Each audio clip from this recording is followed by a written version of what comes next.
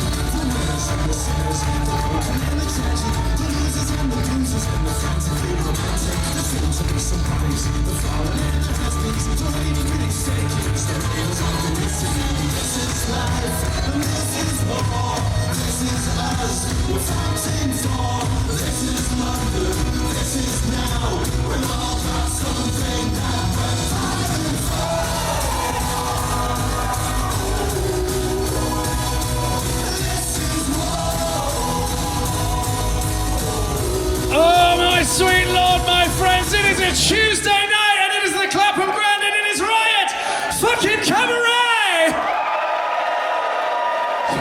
Jesus. You guys are loud as fuck, and I love that for you. And I love that for me as well, and I love that for our wrestlers, because I've just been backstage now. We've got a night of firsts here at Riot Cabaret. For the first time ever, we have got the incredible Vaughn Vertigo going one-on-one with the equally incredible Nico fucking Angelo. We have got the first ever tables, ladders and chairs match in Riot Cabaret history. Sunshine Mills-chine versus the Bryants and the incredible Tate Sabin. Unfortunately, Sapphire Reed has sustained a short injury. She will be back with us very, very soon. But anyone who saw Tate Sabin in the Naughties Rumble saw what an incredible job he did. So we are so happy that he is back here and he's joining us for TLC, ladies and gentlemen. And to top it all, we have a stunning main event for you this evening for the Riot Cabaret World Championship. The first time ever, the legendary Mark Andrews goes toe-to-toe with the Riot Cabaret World Champion, one-on-one with the master of the half crab, Michael Oku. We got some bloody tasty stuff on top of that as well. But you guys were loud as hell when you came out here, and that was just fucking awesome. So the wrestlers are ready, but they need to hear that you are ready, because you gave me a couple big cheers. But shall we see if we can really tear the bloody roof off this beautiful building? Yeah, go on then. Right, on three. Every single person in the back there, I want them to know that you are ready to go absolutely fucking ballistic for them this evening. Let's hear it. On three. 1, 2, 3!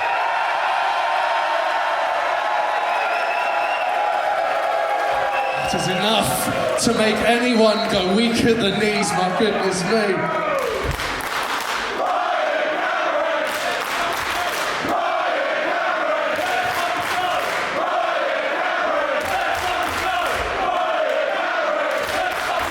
I don't mind that, you know? I don't mind that as an addition. Should we make that a thing from now on? Yeah, let's do that thing. That was good, I like that. So, our final thing that remains for me to say is thank you so much for coming and continuing to support Riot Cabaret. The thing that brings us more joy than I can describe is seeing people who've come to our shows and then they come back. That's fucking amazing, because anyone can come to a wrestling show one time and then we're never seeing them again. But when I see people's faces coming back show after show after show, it just feels incredible. So thank you to all of you for making this a beautiful community where people can come, they can enjoy wrestling, they can do so in a supportive environment where they're free to be themselves, where they're free to express themselves, knowing that this is the very, very best that professional wrestling has to offer, and it's right here in South London.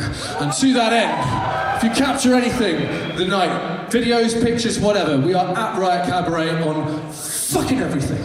So feel free to chuck up any videos, pictures that you have, tag us, and we bloody love to see them.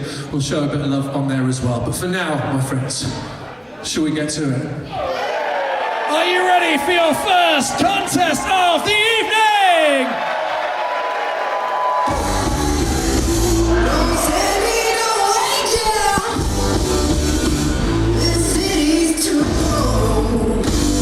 It's Drags, it's GLADRAGS, Sean Thorne alongside Dave Bradshaw. What a night we've got ahead of us tonight. And what a way to start, Sean, the man, with the black heart of gold on his way. 3 championships to be decided, but a lot of other bangers in between. And this one I am looking forward to, almost most of all. Yeah, expect these two gentlemen to set the bar high. The following contest is scheduled for one fall. Introducing first, the man with the black heart of gold, Nico Angelo! Nico Angelo has come within a heartbeat in the recent past of becoming the Riot Cabaret World Champion. Now he's going to face one of the best competitors from North America as he looks to get back in the discussion among the top contenders here at Riot Cabaret. James said this has been a night of first. This is the first time these two have thrown down. Both these men wanted this match real bad, and I really, really want to see it.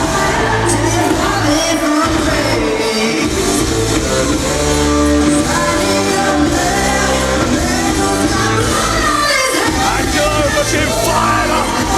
The ever menacing presence of the man from Wales as he gets ready to go to war against one of Canada's best.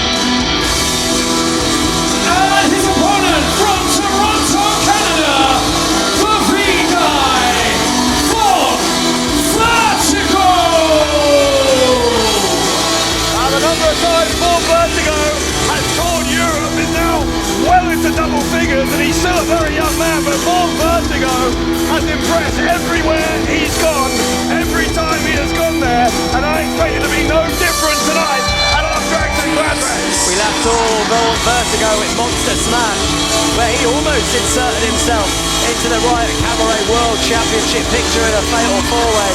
Very impressive there. What can he offer in a one-on-one scenario against one of the best that UK can offer in Nico Angelo? We don't have to wait long to find out. As we said, a night of first time these two are competing against each other in our main event tonight. Also a first. It's going to be the first time Michael Oku has faced Mark Andrews with the Riot Cabaret World Championship on the line. That is going to be spicy, but the bell rings, here we go.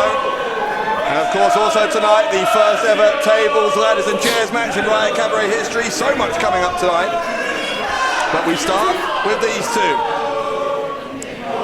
I feel like this is going to set the mood for the evening very strongly. The Clapham Grand doing their bit as well.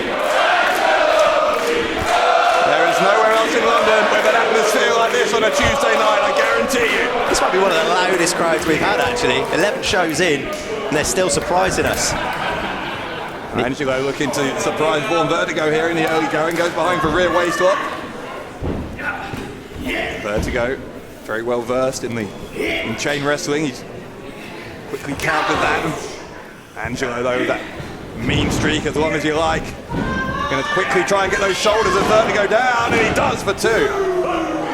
Nico Angelo not being paid by the hour. As you said earlier, Nico Angelo wanting to get himself back into the Riot Cabaret Championship hunt, but let's not rule out Vaughn Vertigo here. No, you never rule out Vaughn Vertigo, and for all of the success that Nico Angelo has had in the past year or two, not only in Riot Cabaret, but across British wrestling, as we say, to face one of the best from North America is a novel challenge for Angelo. He said Nico Angelo came with a heartbeat of winning the Riot Cabaret World Championship against Michael Oku. You might see some competitors take that loss and it might harm their form. Not Nico Angelo, who's been on a winning streak ever since. Well, Vertigo trying to keep Angelo guessing. Oh, here we go. He's going to get Angelo's shoulders down and he gets a 2 count. Angelo with a wry smile on his face, a little bit of acknowledgement there that was a good move by Vertigo, caught in by surprise. As I said before, this was a match requested by both these men. Both these men have wanted to face each other for a long, long time. Finally happening at Riot Cabaret.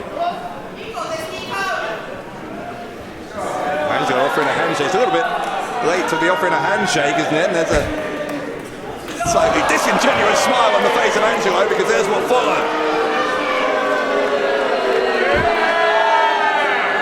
And Angelo going to stretch out those arms of Vertigo so he can chop him on the chest there without any resistance from Vertigo. The crowd are bloodthirsty. Yeah, Nico Angelo's never been one to play to the gallery. His intensity is what has garnered the love of the Riot Cabaret fans for Nico Angelo. Angelo going to send Vertigo to the ropes here. No, he's not. Reversal of the Irish whip, puts a head down to Vertigo into a sunset flip, rolls through. A kick right through the chest of Angelo. Standing moonsault from Vertigo. He's got a right leg hook for a 2. We knew that the pace of this contest was always going to kick off, was always going to be fast. Uppercut there from Vertigo, backing Angelo into the corner. Oh, what a chop. And you saw Angelo just gritting his teeth as he moved out of that corner, trying not to sell the effects there. Vertigo getting fired up, building momentum. Looking for a twist of fate, couldn't get it instead. Angelo catches him, he's looking for a DDT as Vertigo. Way to put on the brakes. Midway through the move on the part of Angelo, who hits the cutter. Great versatility from Nico. Cover. Angelo gets another 2. That is what makes Nico Angelo one of the most all-rounded competitors in the UK. Dare I say it, the world. The quickness and also the strength there to be able to reverse that one.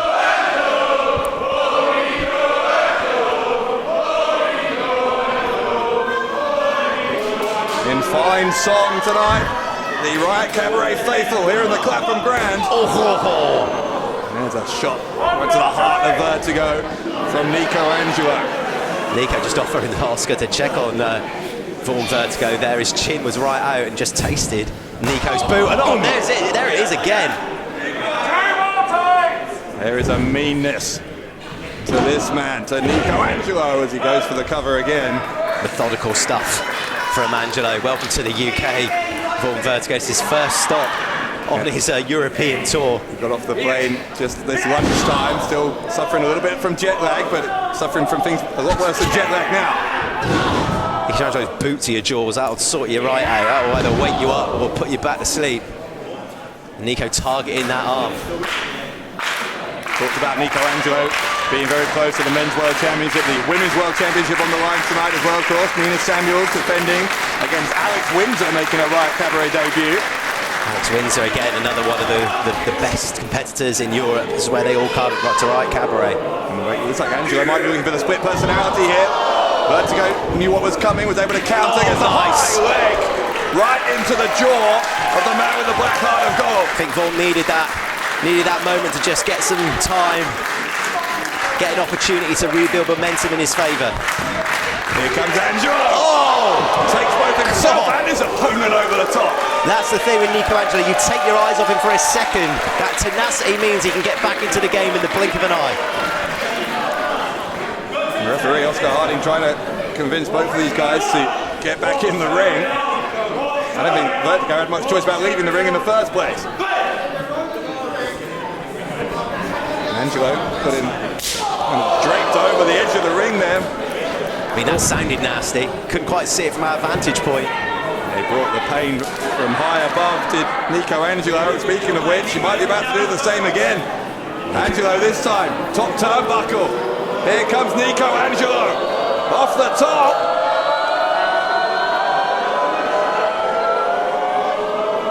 Angelo tries to go for a senton, rolled out of the way. Did Vertigo. Vertigo clotheslines his opponent out and onto the floor. Follows him out there. Vaughn Vertigo showing that he can also fly. Vertigo rolling Angelo back inside the ring.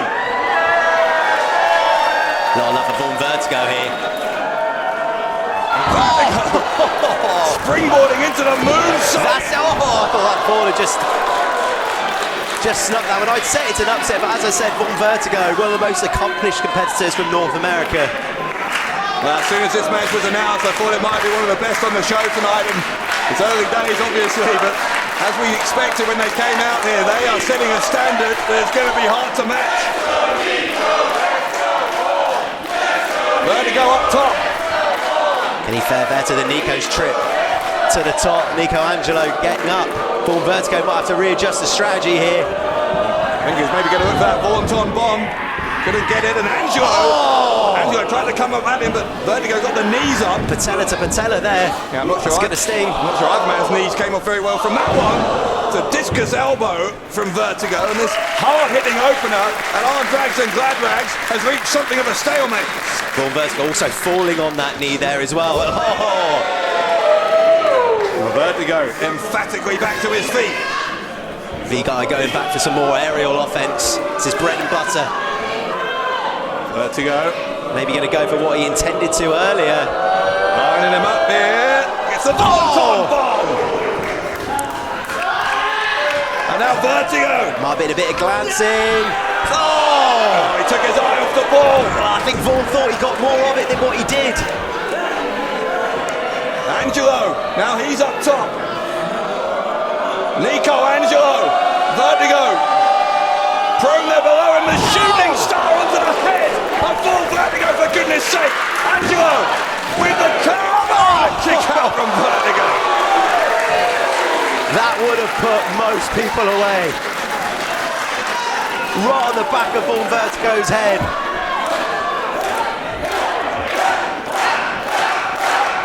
Angelo firing on all cylinders now, the adrenaline flowing. He's going to look for the split personality. Vertigo surprising him. Jackknife. He's got those shoulders down, and he nearly had him. Oh! Collision with the elbow. Oh, don't get caught with the fog. Nice. The fog was coming there, but Vertigo saw it coming. Tried for the V-knee. Instead, though, he's ended up the victim of the split personality. Nico Angelo cuts away Vaughn Vertigo. What a match to set things up. Nico Angelo! Wow. Just when you think Nico Angelo can't get any better, he brings it up another notch. Angelo wins again. The big question is, Nico Angelo on the form of his life, steamrolling through competitors. He came within a heartbeat of winning that championship not so long ago. I think he's going to be wanting to go one better. What a performance, what a showing from both men at GLADRAGS and GLADRAGS. Angelo marching out of here victorious. Vaughn Vertigo with nothing to be ashamed of. But Vertigo, despite his best efforts here, off to a somewhat inauspicious start to his latest European tour.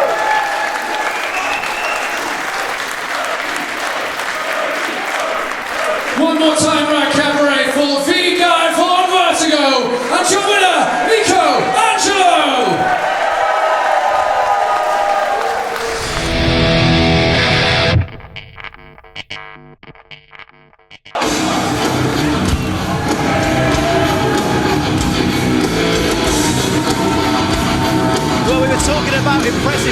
continues.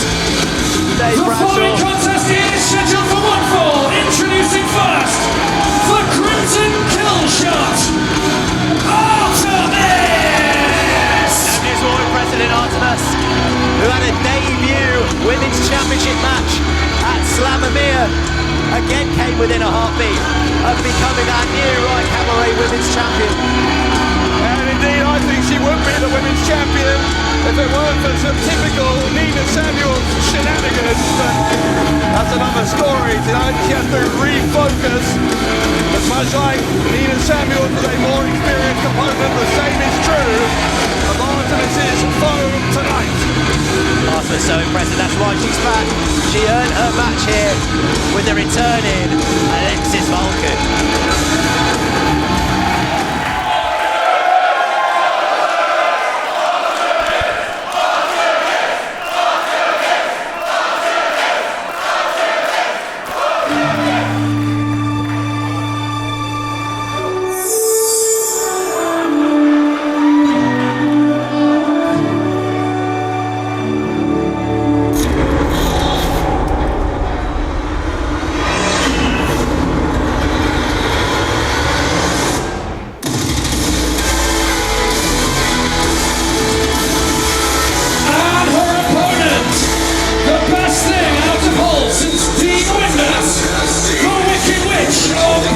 Wrestling, the Iron Queen, Alexis Falcon!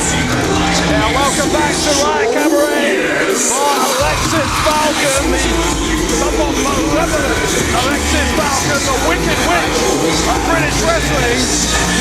I don't know quite what to make of Falcon, Sean. Well, she's been away for a while. She looks like she's come up with an attitude change.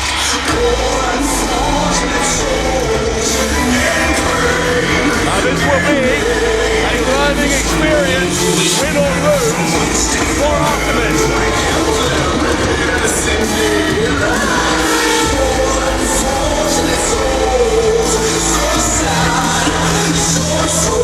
Falcon, that star. A big smile, an evil smile on the face of the Wicked Witch. Artemis in the opposite corner, keeping her cool. She will have no doubt grown in confidence exponentially from the outing she had against Nina Samuels last time around. This is not a warm reception. Now Falcon, as you can hear, not very happy with the support she's not getting from the Clapham Grand fans here.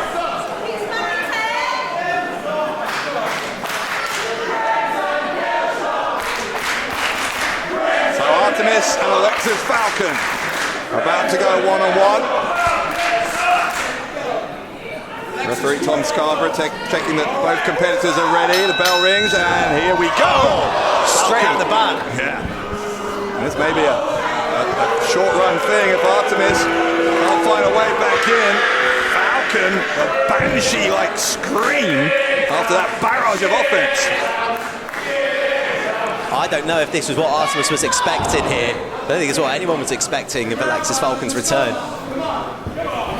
Now Falcon looking to leave an impression both on Artemis and on the wider Riot Cabaret community here on her return.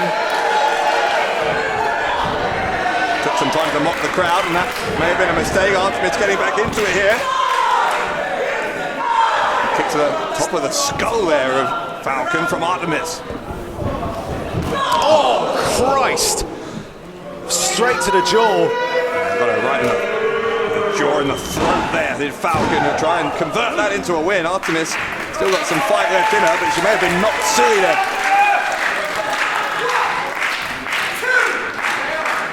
Falcon showing absolutely no mercy.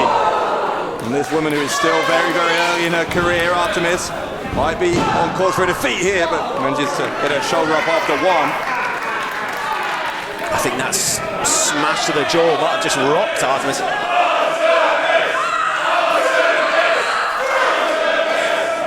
Fans trying to get the energy, get some feeling back into the veins of Artemis, who's really has not recovered at all from that clothesline close to the ropes just a minute or so ago. Artemis though, some body shots. Still trying to find a way into this. Elbow though from Falcon. Good job that kick missed, or it might have been done. Falcon sends her to the ropes. Duck of the clothesline from Artemis, and a clothesline from Artemis. Falcon goes down, and there is life. Well, we saw the resiliency of Artemis in that women's championship match at Slamamere. Artemis taking a high risk here. Yeah, but with Falcon rolling under the turnbuckle, that's smart from Falcon, as she's the first to tell you. And Falcon, very impressed with her own performance here. Not getting quite the same response from the fans, but choking away here at Artemis. She knows she's got to a count of 5 to break it, and she'll use the majority of that. Wicked Witch moniker of Alexis Falcon, very well earned when you see her in-ring style. Well, Artemis is in a big position of trouble here, needs to fight out of it urgently. Yeah, oh, there you go, that'll do it. That'll do it. Exactly what she needed to do, but still she's going to have the legs swept away from under her. There's the left leg that was swept, but the right leg I think landed awkwardly as well. Look at that inside left leg. And a kick out on 2 from Artemis as Falcon under for a little bit of a tantrum here. Jesus. Falcon's unhinged.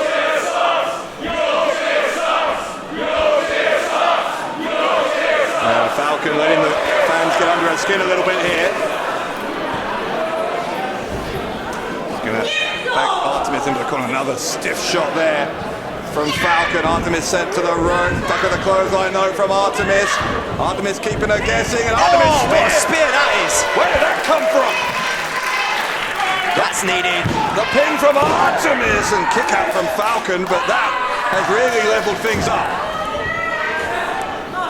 Artemis needs to be able to capitalise on that. That's a huge opening for her. Uppercut in the corner. Artemis sends Falcon across the ring. Hits her with an avalanche. Gonna follow her in again this time. That's nice from Falcon. Yeah, Falcon couldn't let that momentum continue to build. What's going to happen here? Yes, might have a choice. Artemis drop kicks her right in the left arm. And Falcon collapsing down to the floor of the Clapham Grand.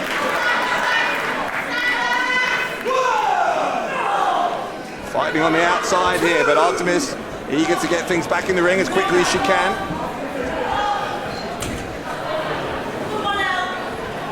Artemis up on the second turnbuckle. Falcon hadn't seen where she was. Sees her too late. What a front drop kick that is.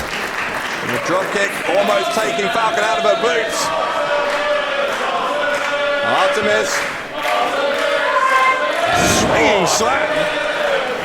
That might do it, you know. I mean, that definitely was a tough landing for Falcon, but Falcon instinctively kicking out. It's going to be the sort of power-based moves of Artemis is what's going to win her this one. Yeah, no doubt that's what brought her to the dance, and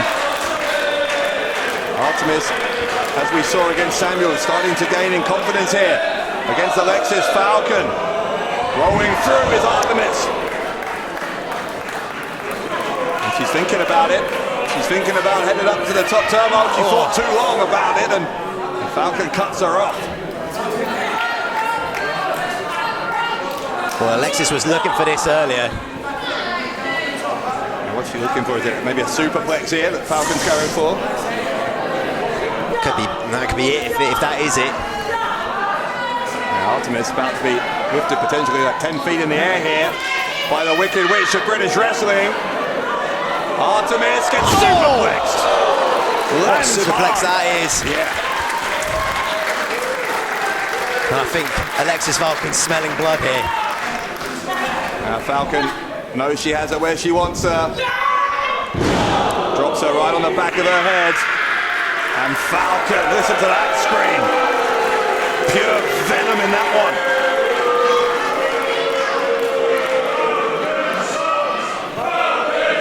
The fans don't like it, but Alexis Falcon is homing in on victory. Falcon takes a run up. Oh, puts those legs in the corner. Oh God, this looks... The Falcon's fury!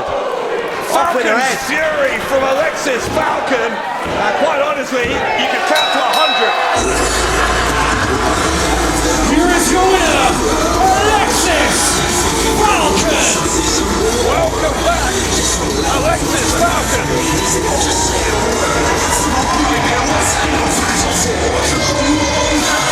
Falcon continuing to put the boot in. This is unnecessary. This is completely unnecessary. You've won the match, you've made your point. Falcon's got a t-shirt here, one of our ring crew. This is... What's she doing? That is absolutely disrespectful. Artemis came through the ring crew. I think the message from Falcon is going back to the ring crew, Artemis. But Artemis, despite the loss, continues to grow as a competitor. Nonetheless, though, our main headline here has to be how impressive was the Wicked Witch of British Wrestling.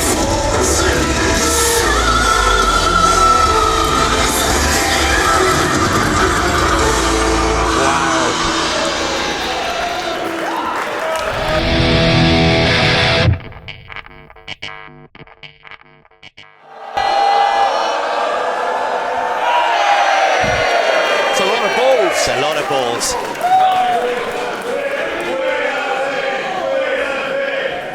So the rules of Charles Crowley's Big Lucky Balls are very, very simple. Every member of the Riot Cabaret roster has been allocated a number. The number they have been given corresponds to one of the numbers contained in here on Charles Crowley's Big Lucky Balls. He's going to draw two numbers. Out will come the new challengers for the session twats. Could be anybody. I mean, he's back there. He's got a number. Shall we? Wait, you and I don't have a number, right? I've got a number. This could be our chance, Dave. I'm staying up here.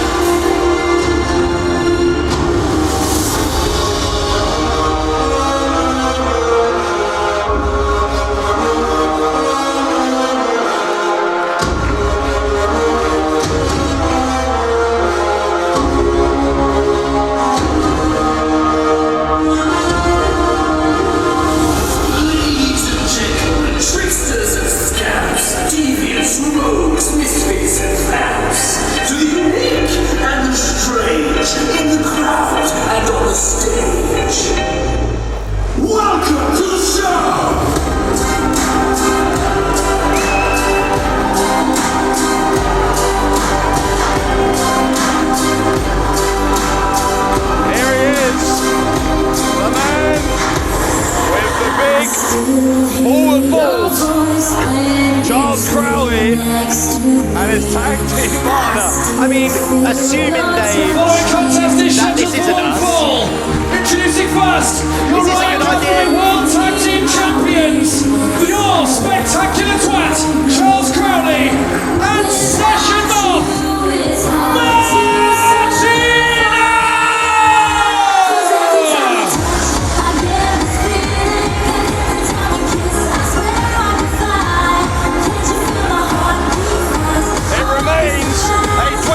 century love story and a very successful one. Hey, the tag team champions. I mean, it's a story that can come crashing to an end here thanks to the brain of Charles Crowley, because as I mentioned, Dave, unless the opponents are me and you, there's a lot of potential for backfire here. Well, you're forgetting they are lucky balls. They're not unlucky balls. I mean, they're very close to being tag team champions.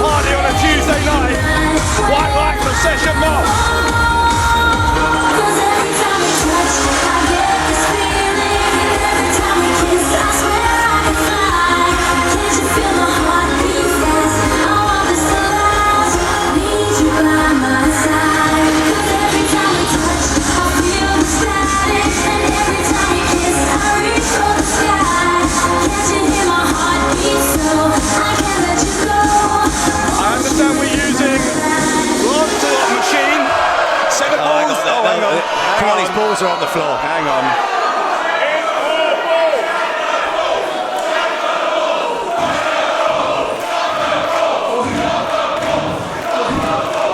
What have you done to my balls?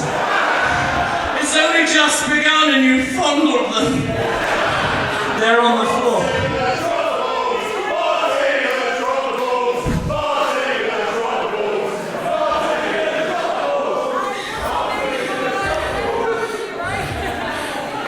I asked for the biggest balls they could find. I asked for balls that represented my very own, and they have delivered! Ladies and gentlemen, welcome to Charles Crowley's Big Lucky Ball Bonanza!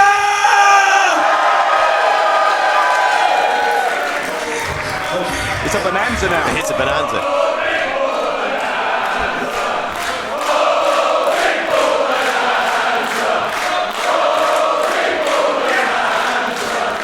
Crowley, I think this is a terrible idea. There's absolutely nothing good that can come from your balls. Absolutely no good can come from this. Please reconsider. You know, the thing is that these aren't really my balls. These balls represent the balls of British wrestling. Every single one of these tiny, massive balls represent someone back there. All the best that British wrestling has to offer, and we're going to fight. Well, we'll see, shall we? No, this could be a terrible idea. We just want to go to the and finish this. Shut up now. This is a bad idea, Crowley. We're not going to like this.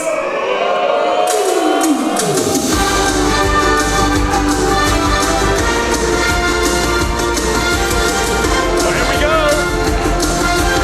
A ball has dropped.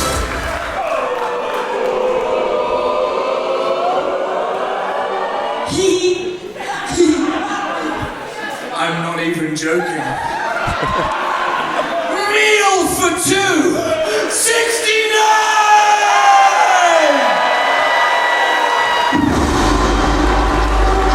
Uh-oh.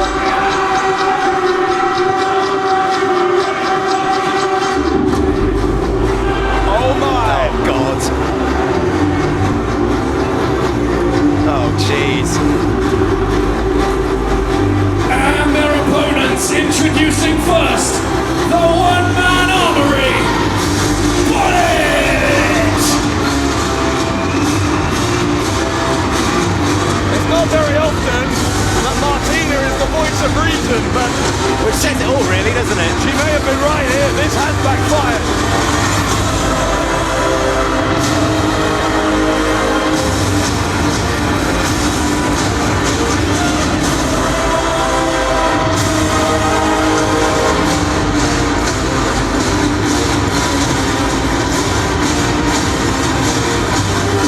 Bullet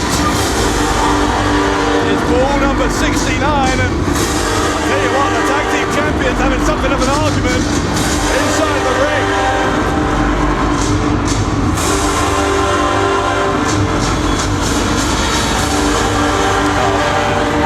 That's got to be one of the worst balls you could have pulled out there. Yeah, who would have thought that 69 would be the unluckiest ball?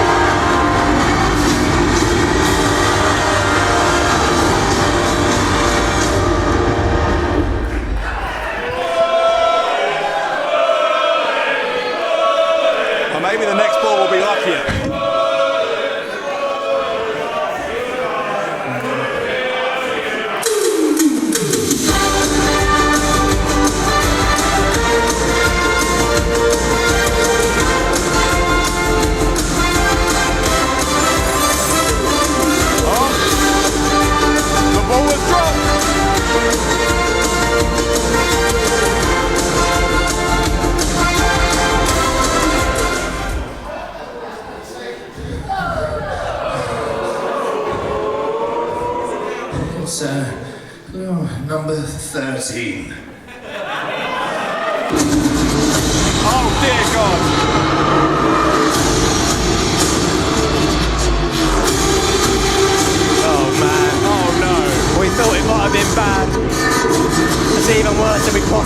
have imagined.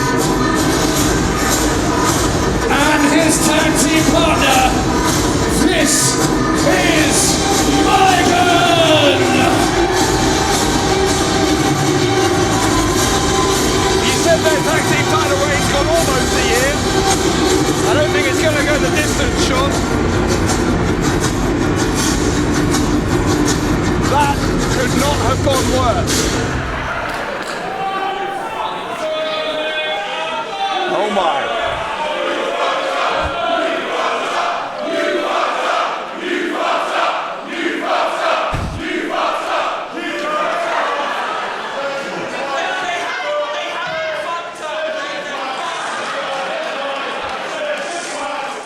Yeah, Crowley, I think, even Crowley might have to accept that of all his various schemes through the years, this may have been among the most ill-conceived.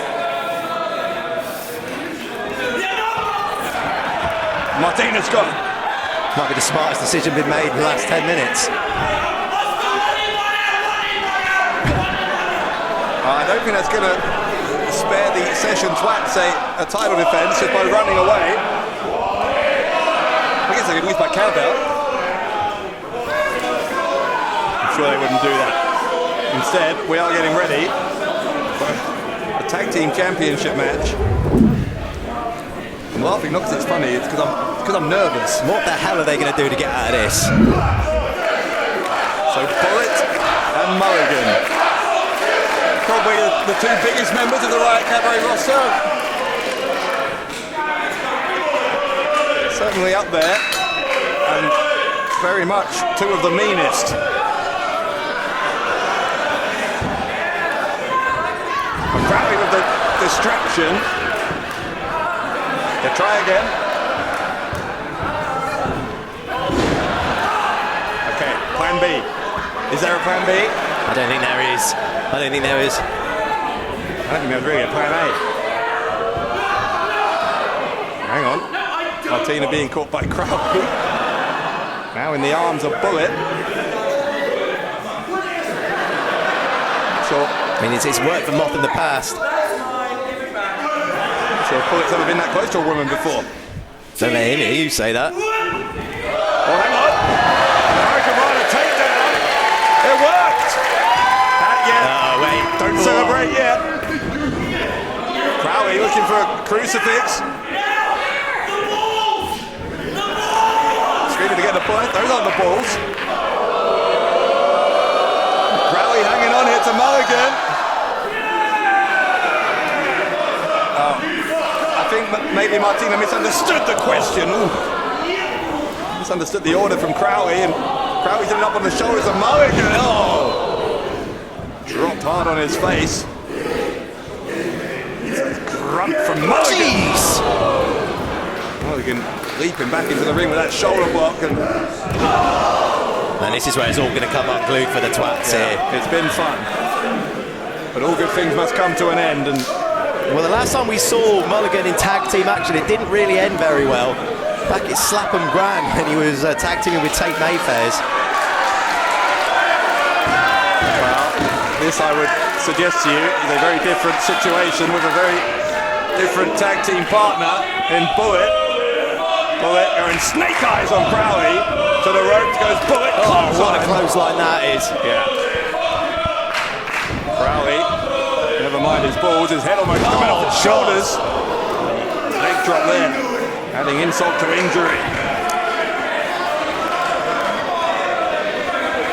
Bullet picking up Crowley, who is almost dead weight at this point.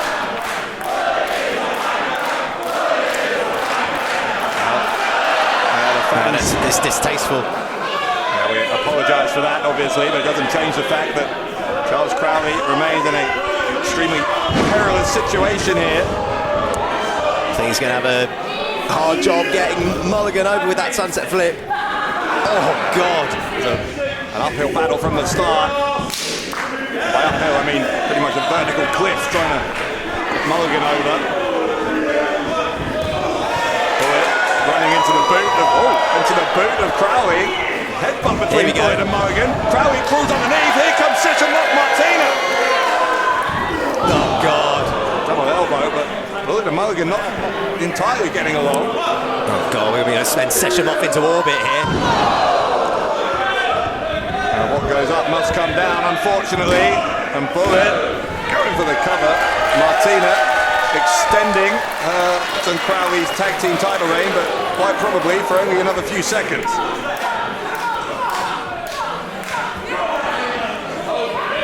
You've got to hand it to Martina. She's got some fight in her to take it to Bullet like this, but well, you saw the result.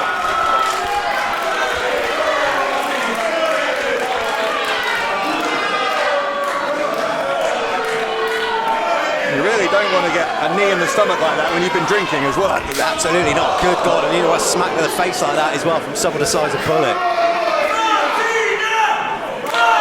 Mulligan just taunting Martina from the corner there. It's Crowley getting the Clapham Grand on side. And a headbutt. Hey, tell you what, Martina's got some fight in her. Martina. Backed into the corner here. Bullet will charge it her. Martina gets that very colourful boot up.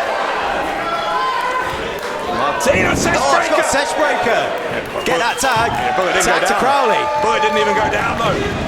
Crowley's going to take out Mulligan. And look at Crowley now. Crowley knows that he's going to have to fight from underneath and give everything he can if he wants to stay tag team champion. Discus elbow from Crowley. He knows he's got to use his speed, agility. He can't do it. He can't do it. Hey, Crowley's jacked, man. He might be able to do this. No, but not on this occasion. Yeah. The size Didn't of Bullet. quite have enough momentum of Bullet coming in. Yeah, you can go to the gym 8 days a week. You're not going to get Bullet over, I don't think. Oh!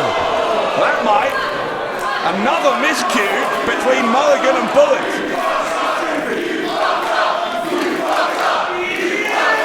If these two could just keep it together, they'd be the tag team champions, but... Well, you know, there's a little bit of rustiness between the two. They're not a... Oh, God, that was a little bit uncalled for. Right, everything these two do is uncalled for. I'm not sure etiquette is really one of their priorities.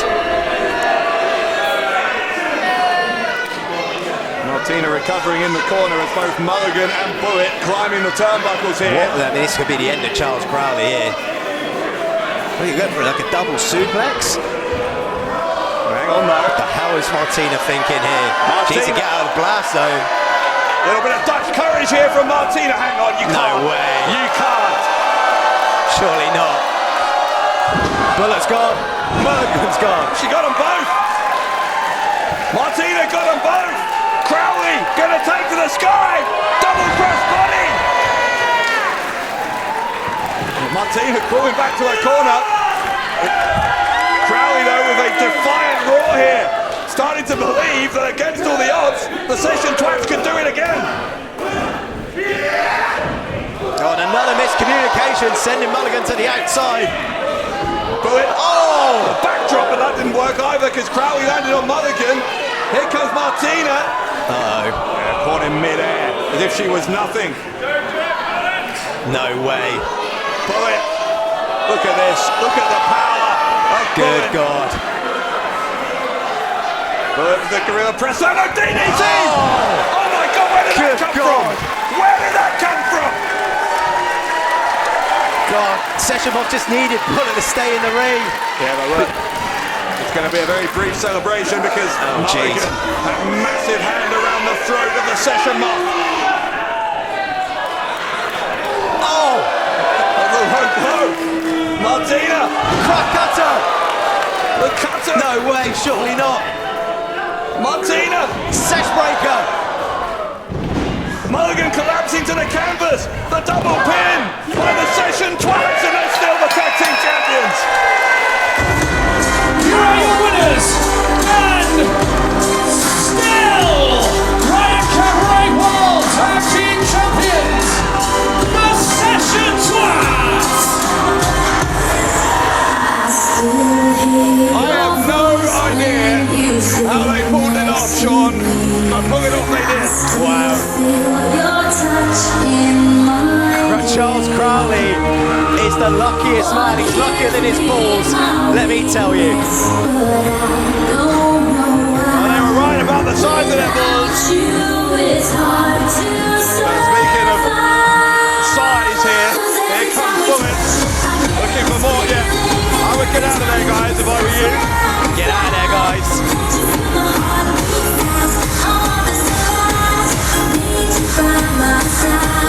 Take your victories, and let's never do big lucky balls again.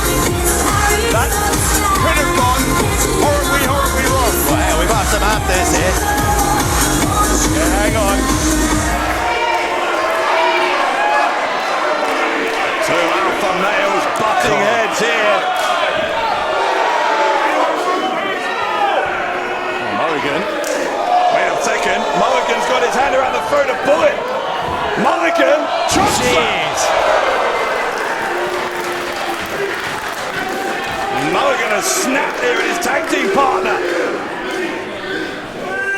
Well, there was, what, 3 or 4 different miscues that cost Mulligan and Bullet dearly there. And the monster that is Mulligan. One more time for your winners, the Session Twats, and Bullet and Mulligan. Mulligan is going to leave Bullet lying. How terrifying is Mulligan? Okay, terrifying of both of these men. I can't believe that Crowley and Martina managed to survive it. Yeah, and Bullet's going to be all the more terrifying when he comes to here. If I was Mulligan, I would be prepared to go to war.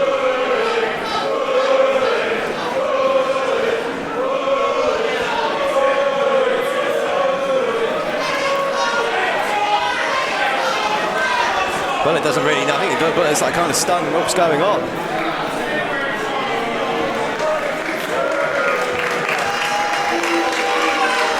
Looking around here, and the shell shock that I'm sure must have come from that choke slam, only just something he's recovering from.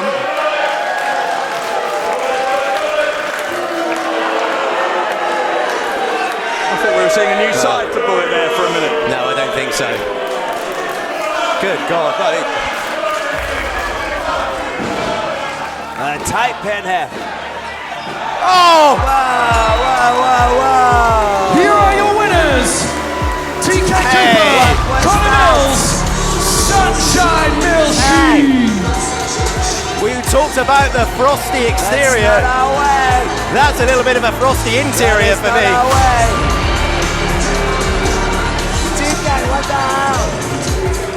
Sends Mills into the corner.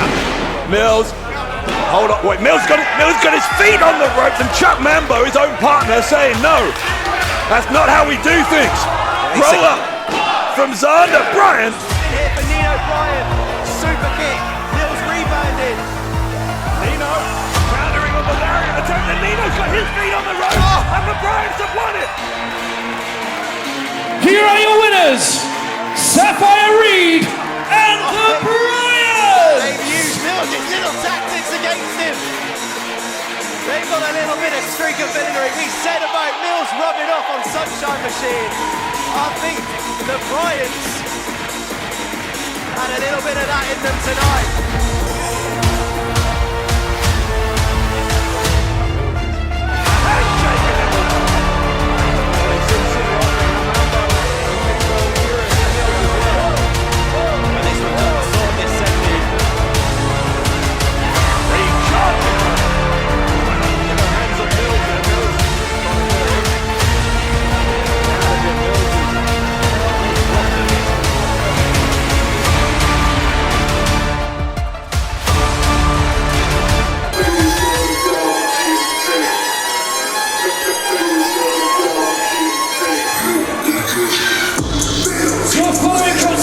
Is the tables, ladders and chairs match.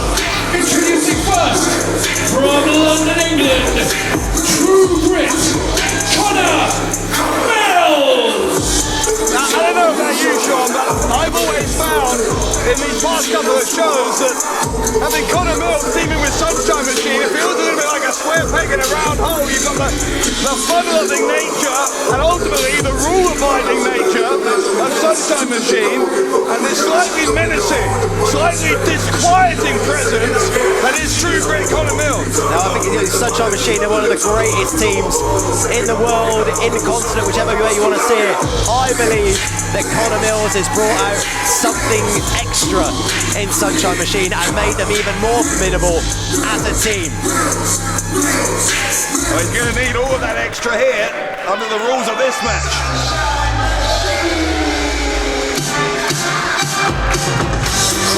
And his tag team partners, introducing first from New Zealand, the Headbutt Messiah, TK Cooper, and Big Papa Plant, John Mambo. Everybody knows Sunshine Machine.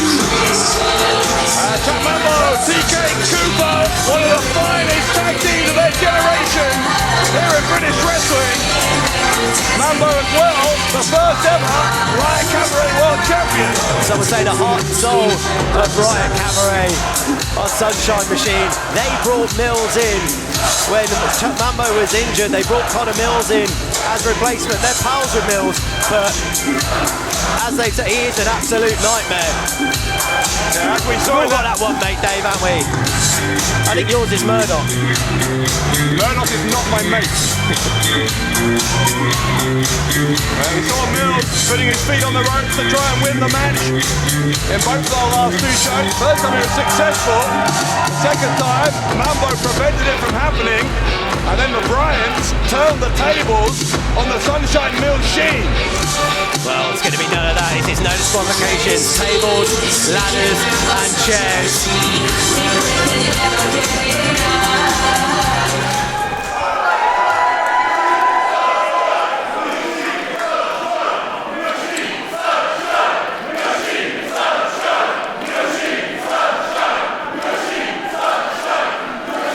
Gonna clean up your looks with all the lies in the books to make a citizen out of you. Because they sleep with a gun and keep an eye on you, son, so they can watch all the things you do. Because the drugs never work, they're gonna give you a slug, cause they got methods of keeping you clean. They're gonna rip up your heads, your aspirations to shreds. Another cog in the murder machine. They said And their opponents, introducing first from Essex, Hellboy, Tate Sabin. Tate Sabin, a great replacement here for Sapphire Reed, who's injured and able to compete tonight. But I think the Bryants may have just picked themselves the perfect partner. Tate Sabin very impressive in the noughties rumble. He's on form, close with the Bryants, similar style. What a match to be brought into last minute. Wow. He has the innate daredevil nature that you need in this kind of potentially career-shortening contest.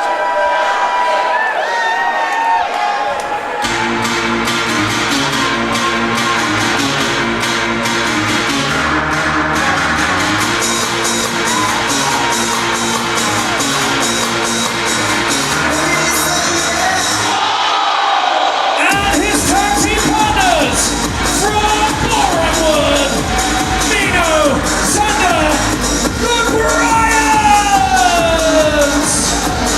Nino and Zander, the Bryants, completing this team. And I'll tell you what, while they were on their way to the ring here, things were already starting to boil over between Tate Sabin and Connor Mills. Well, this is it. What we've also seen from these two, they've got as much grit as anybody. Do not underestimate the wiliness of the Bryants. And they showed that at Slamamere. And God, they're going to be showing it in tables, ladders, and chairs.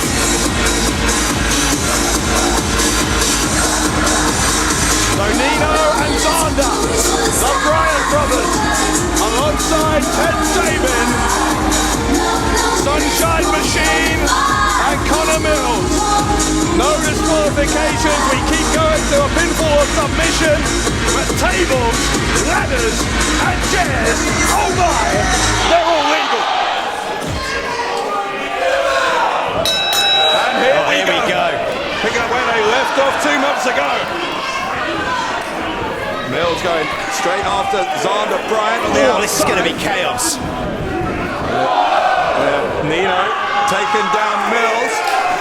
Inside the ring, both members of Sunshine Machine in there against Ted Sabin. Sabin takes out the knee of Chuck Mambo and uses him as a long pad to DDT TK Cooper. Here comes Sabin. Handspring. Double overhead kick into the faces of Sunshine Machine. Ted Sabin knew the assignment here. Nino Bryant is under his brother on the shoulders of Chuck Mambo. Here comes Nino. The knees. Mambo taken down. We haven't even seen any weapons yet. Jawbreaker from Sabin. Cooper in trouble. He gets speared and neckbreakered by the Bryants. Well, this one started exactly how we expected it to.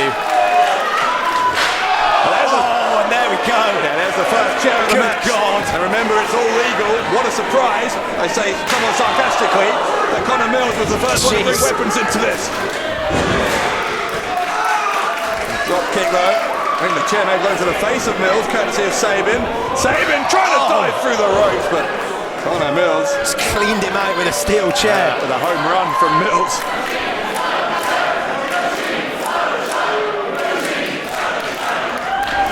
Mills already looking pretty confident that this is going to be a victory for his team. Although he just tossed the chair to Nino Bryant. That was a mistake. Or was it? Mills able to quickly back that one away. God, how aggressive is Connor Mills? Mills has been so impressive since he's debuted at Riot Cabaret. Mills setting up that chair. Nino Bryant down in the opposite corner.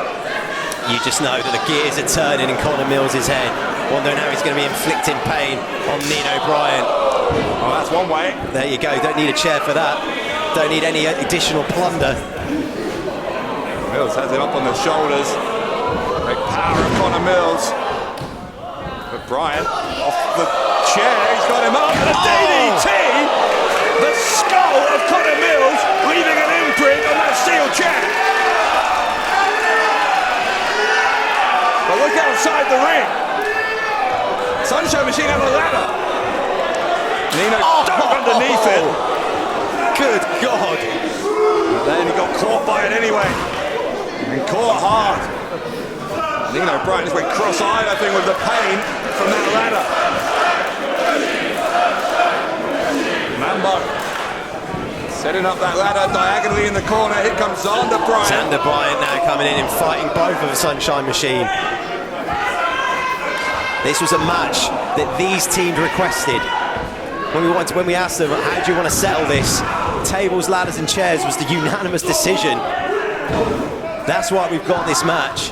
I would have gone for a cup of coffee and a heart-to-heart myself. Oh my God! That ladder buckled. Nino Bryant with Mills in that corner, calling his brother over. And that ladder's work may not be done yet. Mills stopped himself from going into it, charged at the Bryant, comes at them again. Oh, good God! Big backdrop, and this time through the ladder. Yeah, the ladder really has broken. Xander Bryant gonna climb to the top here. Big splash. There's a pin, this could be over now. But Cooper breaks it up.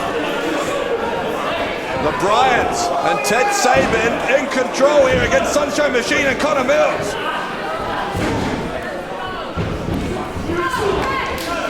Cooper trying to send Nino Bryant into the ladder. God. And that ladder has seen better days. Jeez. So has TK Cooper. Nino with a hook for the leg. God, this entire match is going to be heart and mouth stuff here, Dave. I don't know how long, at this kind of pace, this kind of intensity, with these many weapons, how long can this go? Chuck Mambo just got kicked in the head, he's out to the outside. You've got to be impressed with the start that the Bryants and Sabin have made here. And Nino going to set up this second ladder. Ladder looking a little bit healthier than the other one. What's Bryant doing? Nino Bryant dragging TK Cooper back into the ring. Dropping everything he's got. Yeah, you know what he's doing there? He's putting him in position so that he's beneath that ladder. Because Nino is going to climb. Good God. And that is bad news for Cooper, but Chuck Mambo's going to come to the rescue of his tag partner. Nino begging off here. But Mambo will send him. Jeez. And he gets caught between two ladders. And that might not be all, but here he comes again. Connor Mills. Oh! Evil look in his eyes, and he took the run up there, crushing the skull of Nino Bryant between those two ladders. Mills may have hurt himself in the process, though. Ted Sabin's got to be fighting for survival here. He's got to be seeing what's going on. And it's 2-on-1 here against Sunshine Machine pretty much, and Sabin goes face first into the ladder. Cooper and Mambo lining up. Oh my God, Mambo just got sent as a projectile by Cooper into Sabin, into the ladder. This is inhumane. And a double team here. Oh no, don't do that. Don't do that. Oh my God. Head first into the steel ladder from Cooper on Sabin, and Sabin still kicked out.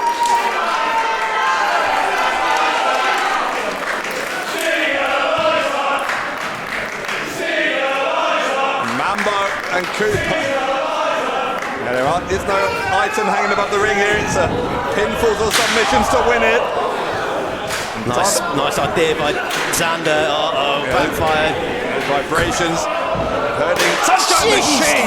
Louise. Connor Mills with no regard for himself, let alone his opponent.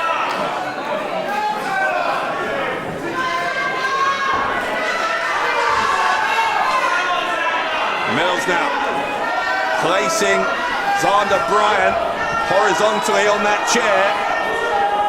What is this? What are they thinking? Mills going to suffer. They're going to try again.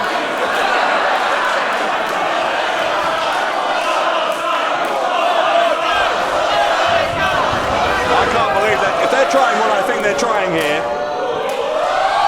Jeez! Unreal.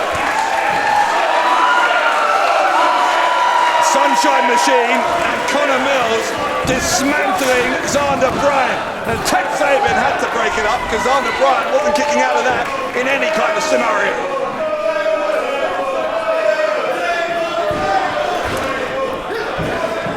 Tell you what, that chair broken as well. We're going to have a big furniture bill from this match. That's going to be they're doing enough damage with just the ladders in the chairs at the moment. As you can see, that ladder just... Oh God! Headbutt from that hard skull of TK Cooper. The boot from Mills. And there's the Goodness. gutter ball. Right, but that's got to be it. Gutter Maybe we ball won't on need any Sabin. tables. Sabin kicked out again.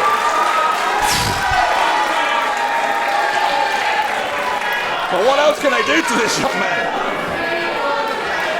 The Bryants still very much a non-factor here, having been dispatched to the outside.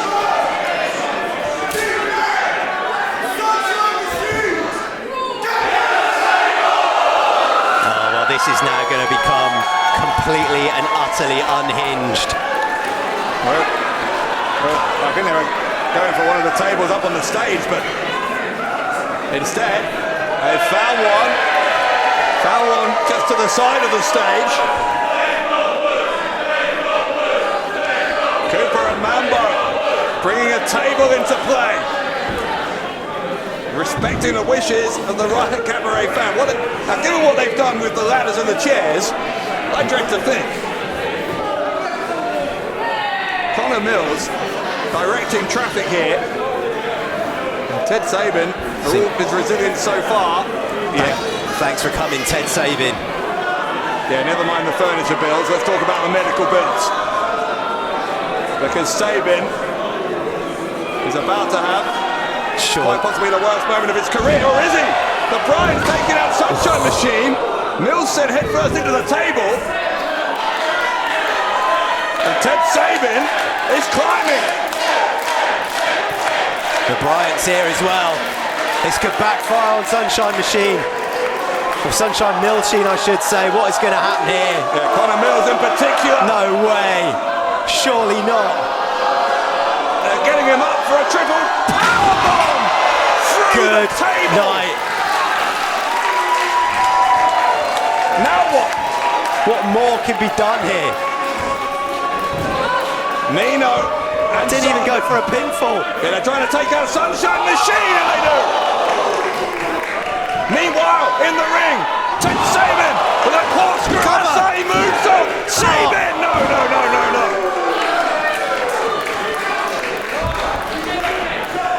This is mad. This is chaos, mate. This is absolutely mental. Cooper sending Sander Bryant into the side of one of the balconies here at ringside. Meanwhile, This thing goes spilling everywhere. and Mambo just took down Nino Bryant. Inside the ring, it's still Sabin and Mills. And now another table's being brought out. Jesus Christ. Do we need another? I said a potential career short. I think we can take the word potential out of that now. This has been something else from the beginning here. Cooper getting his nails down across the back of Tate Sabin. Sabin tried to hit him with a clothesline. That wasn't going to work. Oh, God, that'll put him down. The knee into the temple of Tate Sabin, who's just unceremoniously tossed to the floor by Cooper. Cooper has that table, looking around, looking at the carnage all around him. A panoramic view of a human train wreck here.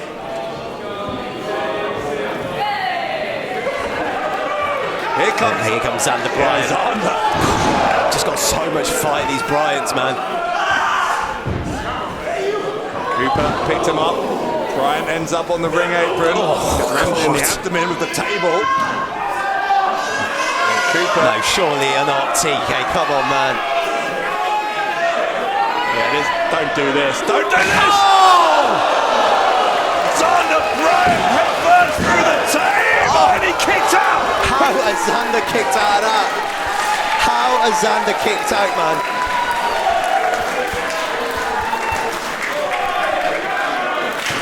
Xander Bryant went through a table head first with a full body weight of TK Cooper landing on They're him. still finding more ladders, for Christ's sake. Where are they getting them from? Two more ladders brought into this by Sunshine Machine. What's TK got in mind here? Think of your own long-term health, let alone your opponents right between the shoulder blades there. The full weight of that ladder. Cooper setting up one of those ladders horizontally.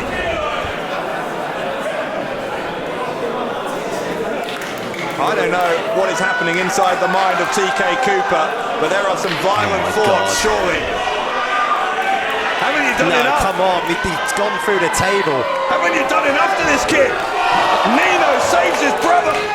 See what I was saying about Mills being part of this team, man? Yeah, this is it. This isn't the TK Cooper that we know.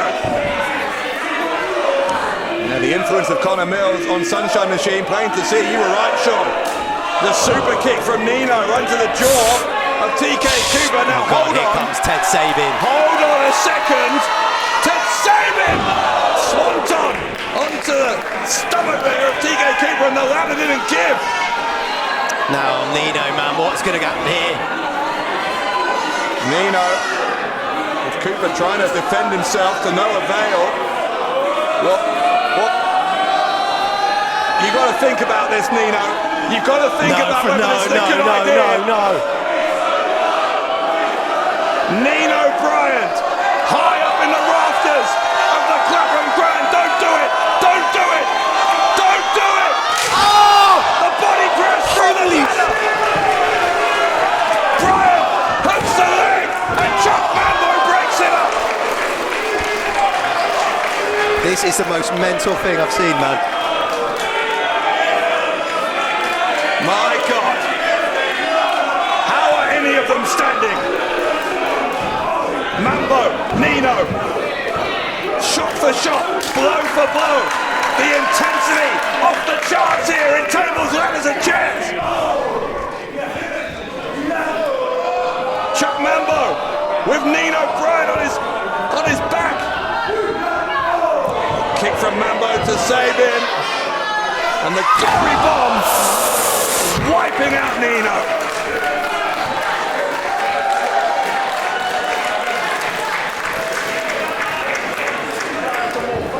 I mean, if this doesn't settle their differences, this is just beyond the pale what we are seeing from these 6 men. Here comes a chair, courtesy of Chuck Mambo.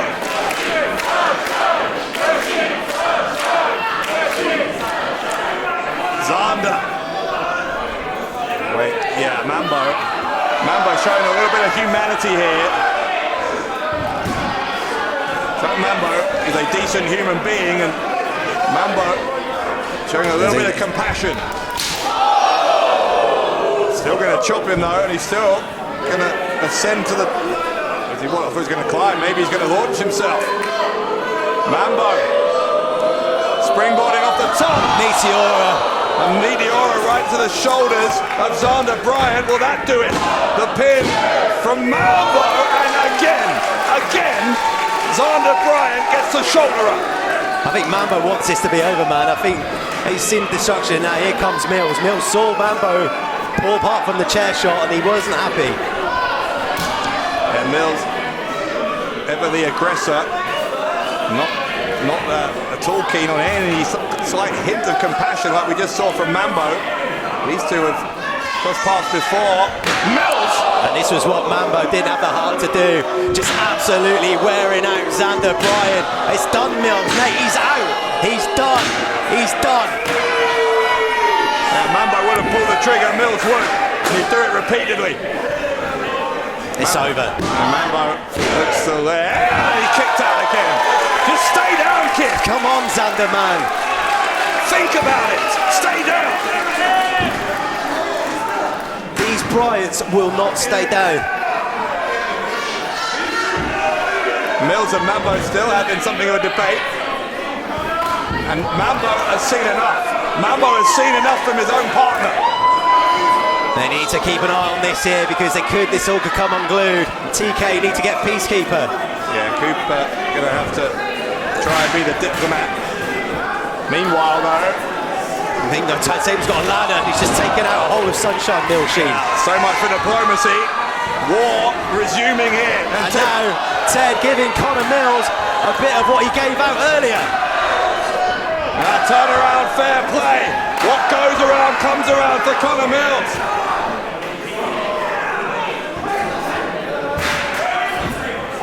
Sabin fired up, and Ted Sabin, where's he going now? Looking under the ring. The ringside area has been littered with weapons. Meanwhile, Connor Mills has barely moved in the middle of the ring. Well, there we go. That's what he wanted. For crying out loud. I mean, like, surely we've done them all.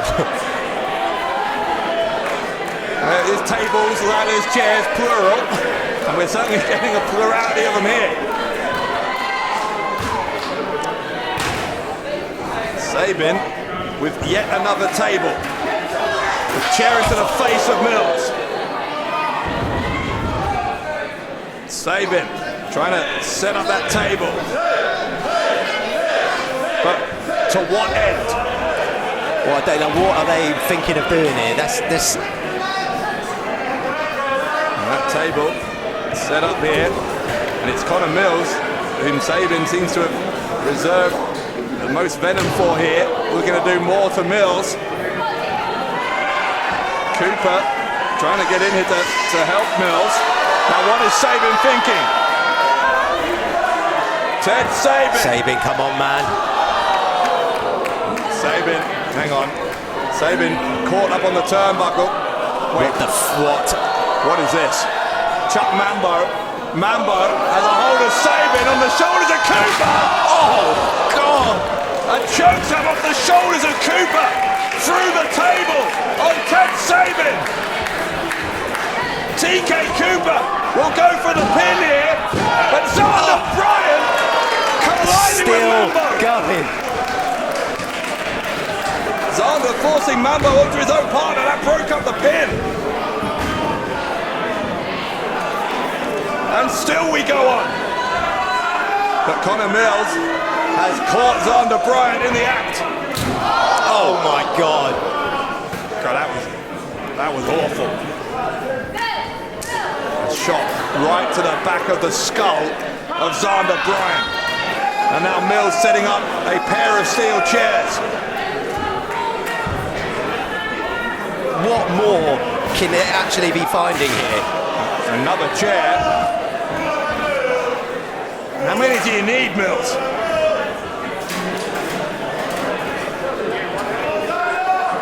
I mean, that one is finished, that chair.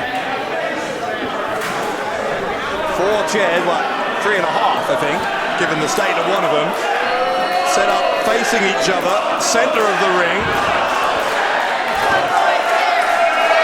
Mills has found another one.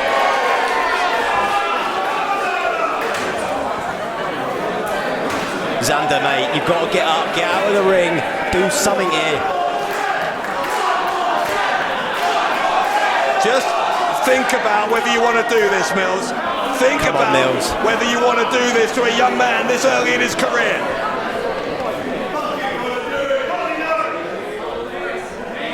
Nino Bryant Trying to save his brother. and he's got Xander out of harm's way. But the danger is far from over because Connor Mills towering over Nino Bryant.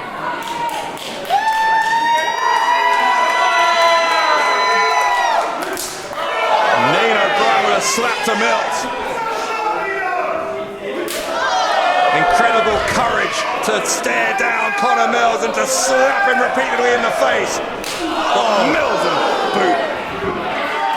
They have broken his jaw. What are they going to do here? Now stop it. I do not like this.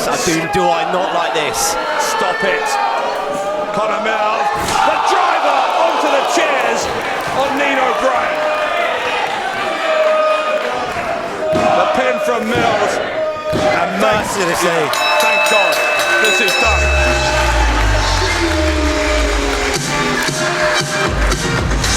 Here are your winners! True Connor Mills, Sunshine Machine! Mambo Mills still arguing the point, but Connor Mills has taken this way over the line. Nino Bryant sacrificed himself to save his brother. And Mills spitting on Nino Bryant. Oh, there's always been a hint of that side to Connor Mills, but it came out in the ugliest of ways. Here tonight, Mills storming back to the locker room. Meanwhile, Chuck Mambo and TK Cooper accepting the applause, but we need some help here for Nino Bryant. I think we need help for everybody here. What an absolute war we've just seen in the Clapham Grand. One of the most insane matches in Riot Cabaret history. And as spectacular as it was, I'm bloody glad it's over. Hey, Sean, never mind Riot Cabaret history, Sean. I've been doing this 15 years. This is one of the damnedest things I've ever seen. Tables, ladders, and chairs, and arm-drags and GLADRAGS. Wow. Give it up for these three, man.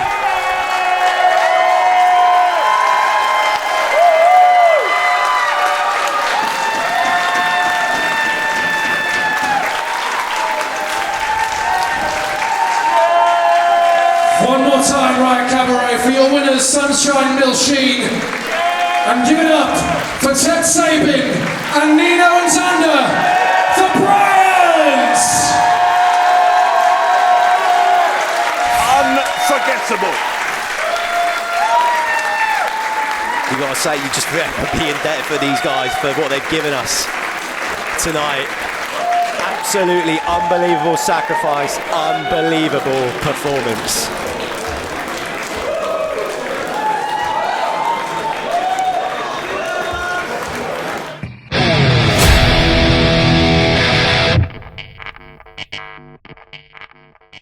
I have a little question for you. Give me a cheer if you're coming here on All In Weekend on Friday the 23rd of August.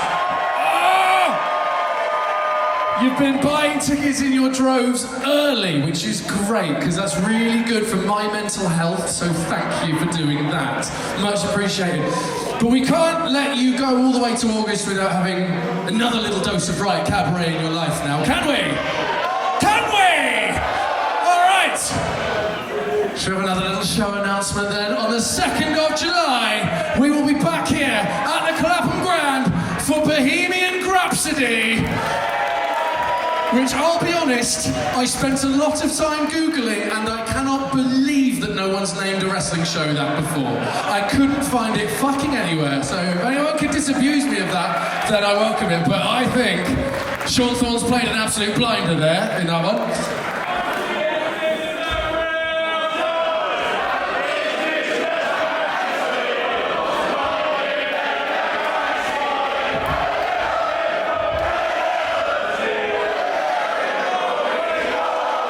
How long is the show going? Right, I'll let you get to the riff. Keep going.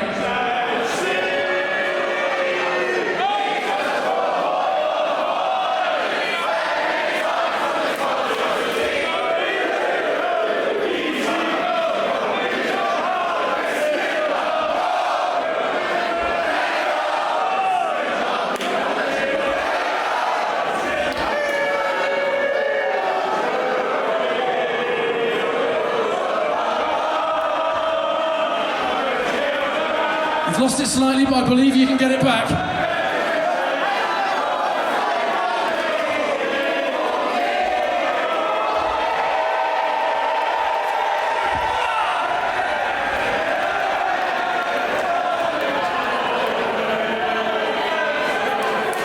That'll do. We had one good riff in us there, didn't we? And then we were sort of out of puff. Really good, okay. So we will see you on the 2nd of July. Have you got your singing voices nice and warmed up though? Because how do you fancy a cheeky announcement for All Singing All Dancing 2024 on All In Weekend? Making his Riot Cabaret debut.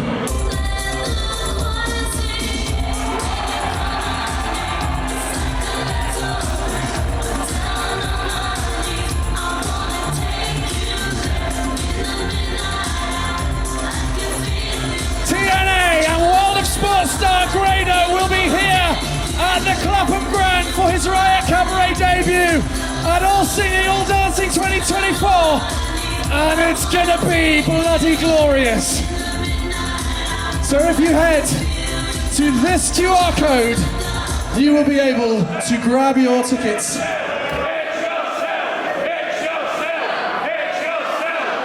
Someone's going to send him that and he's going to be fucking delighted. So thank you very much. If you would like to be there for Bohemian Grapsody or All Singing All Dancing 2024, those tickets are on sale now. So you'll be able to have a delightful time with Riot Cabaret.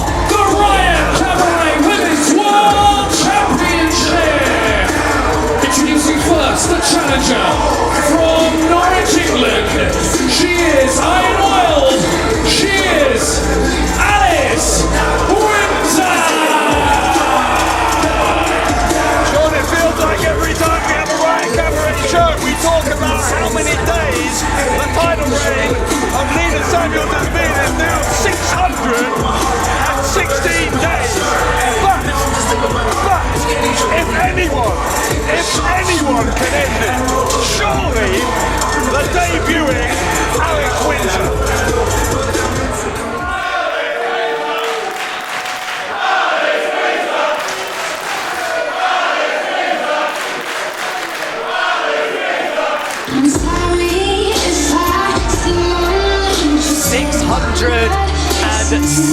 days, an unprecedented championship reign for Nina Samuels.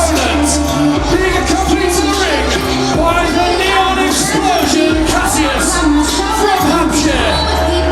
She is Nina 10 belts. She is the belt collector. She is your Riot Cabaret Women's World Champion, the star of the Nina Samuels Show. Nina Samuels' victories reads like a who's who of British wrestling.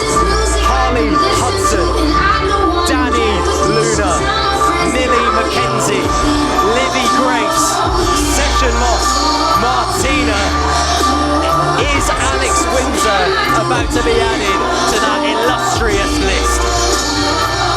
And in case anyone thought that maybe Nina Samuels is just great here at Riot Cabaret, well, my God, she came out here adored like a Christmas tree, no fewer than 10 championship belts from 10 different promotions. She is a dominant force in the wrestling world. Nina Samuels' dominance isn't entirely confined to Riot Cabaret. It stretches far and wide. But is it going to come to a screeching halt in the hands of Alex Windsor? Well, one element that Windsor is going to have to be careful of is that obnoxious Cassius, the co-star of the Nina Samuels show. Cassius, in recent months at least, has been highly instrumental in ensuring that Samuels clings on to the Riot Cabaret Women's World Championship.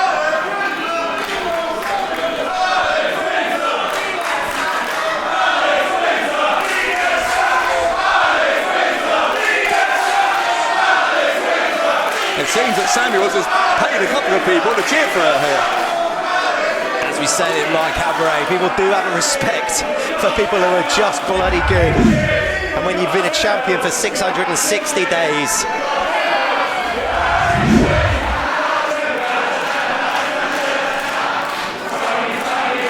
Alex Windsor, though, although we haven't seen her here in Riot Cabaret before, has had a great career elsewhere, Pro Wrestling Eve, Rev Pro, many other places as well. She is one of the great female talents, great talents of any gender of this generation. Oh, wait, here we go. Alex Windsor coming straight out of the blocks here. Nina Samuels in trouble. As you can see, all 600 plus days flashing before her eyes. Here can Nina Samuels. Samuels reversing the whip. Windsor, though, leapfrogging over her in the corner. There's an arm drag from Alex Windsor. And how smooth, how fluid are the motions of the challenger. This could be Nina Samuels' toughest test as Riot Cabaret Women's Champion yet. Right, hook there from Alex Windsor right to the face of Samuels. Could be it. Windsor able to get a 2 count. Nina's in a whole world of trouble really early here. Cassius is losing his mind at ringside. Here's a sunset flip from Windsor, and again, Samuel's just clinging on. And yeah, Cassius again. That didn't take long. Hasn't helped though. Windsor gets the elbow into the face of Samuels. And a shot right between the shoulder blades of the elbow. Cassius once again proving what an asset he is at ringside for the champion. Yeah, but even Cassius hasn't been able to be a difference maker here because it's still Windsor on top. Big kick to the lower back there from Windsor. Just an indication of just how good Alex Windsor is. Wait, what's happening here? Jeez. A shot with the shoe. Well, that will... What was that from Cassius? Come on. It's like the trip didn't work, and then Cassius knew that a second live round needed to be fired. That is outrageous from Cassius. High heel shoe right in between the shoulder blades of Alex Windsor. Can't quite believe that. How vindictive was that from Cassius as Windsor goes face first into the turnbuckle, and finally the tide has turned towards Samuels, but how could it not after what just happened? This duo of Nina Samuels and Cassius, just so perfect. It's like they're one mind. Perfect. Perfect's one word for it. I'll grant you it's effective. Well, we don't have to like it or agree with it, but we can't argue its effectiveness. Yeah, and Samuels trying to force those shoulders of Windsor down into the canvas, but even after that shot with the shoe, which would have knocked most people out, Windsor still fighting here.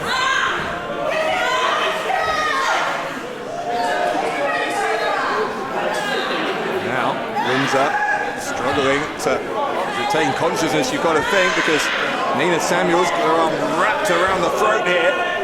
Again, if that shoe to the spine isn't going to slow you down, choking the life out of you will, and then followed up by those knees. I think Nina Samuels knew weight on cover. Samuels, it's a 1 count. I think that early pace, that early fire from Alex Windsor, I think might have spooked Nina. She knew what the assignment was, have to slow this down. Nina likes to work at a methodical pace, picking her moments. And this is where the champion thrives. Windsor sent hard into the corner, and Samuels has been really focusing on that back.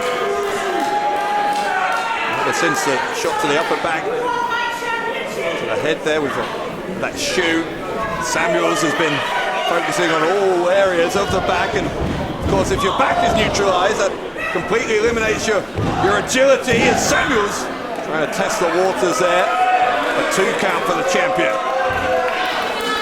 No wasted motion. Nina's just targeted that spine, sending Alex into the turnbuckles. A phenomenal Tuesday night crowd here in the Clapham Grand, trying to will Alex Windsor back into this. Nice suplex, float over as well. Yeah, like you said, no wasted motion, scores herself a 2 count. Windsor just having to gasp for air here. Alex Windsor just at any moment just trying to get those strikes in, chipping away at the champion. Yeah, those strikes really not making much of a dent here on Samuels, because Samuels has taken full control of this. Look at Cassius applauding. Look at that, Nina Samuels raking the eyes right in front of the referee there. You see that welt on the back of Alex Windsor as well. The audacity of the champion is what we've seen. Maybe looking for Nina Garoshi here. Well, that could be it. Back of the head of Windsor on the knee of Samuels, and Windsor kicking out just about. So you keep tabs on Nina Samuels' career. We've seen her win a lot of matches with that former NXT UK. As we saw with the belts, the decorated champ.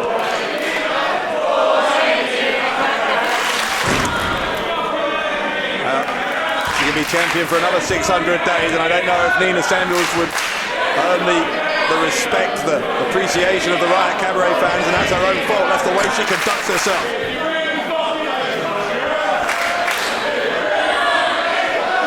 Samuels will choke out Windsor here. Referee Tom Scarborough reluctant, obviously, to call a disqualification, even in favour of Windsor, because she can't win the title that way. What's Cassius doing? Hang on a second, there's just... Well, Cassius... Well, while Nina's trying to dislodge one turnbuckle, in the background here... Wait a second! That's a mirror! A mirror? A mirror who's Brit... A mirror, look at her! A mirror! Firing away at Cassius! Where did a mirror come from? Wait, a mirror now!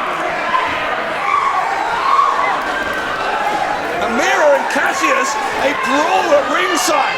We saw them just brawl around the Clapham Grand after the Naughties Rumble, and now Cassius has been neutralised and disrobed.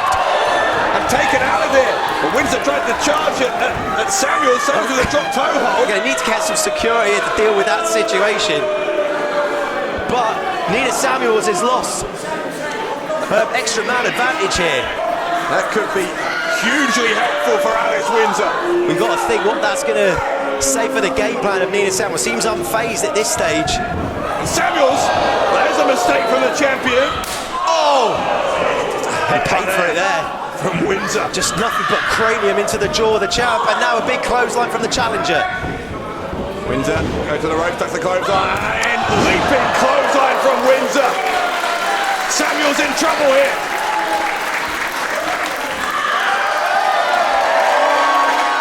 Are we watching the dying moments of Nina Samuel's record-setting title reign? We are if this sharpshooter gets locked in, but Nina hooks it up. Inside cradle, inside cradle. Samuels gets a 2.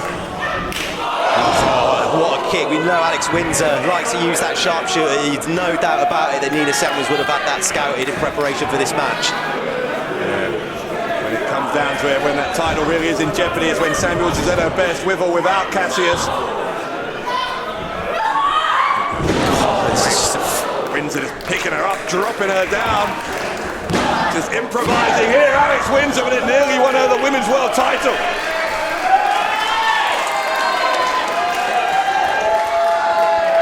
Windsor, seeing that Samuels is in trouble, lines her up, runs across the ring. Samuels moved out of the way.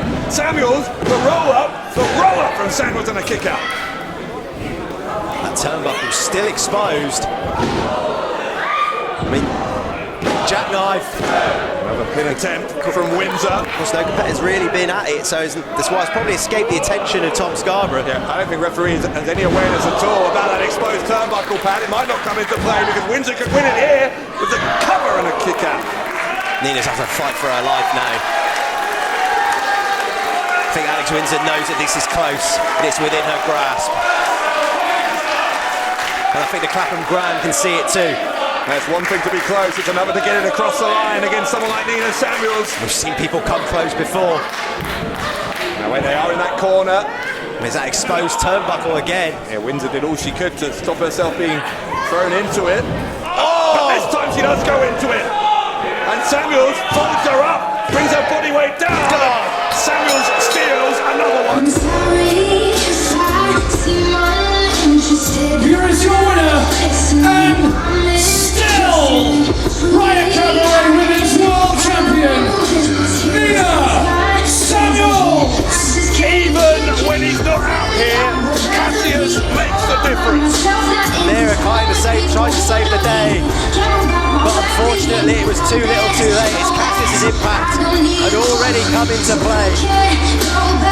And once again, another challenger is vanquished, and 660 days marches on for Nina 10 belts.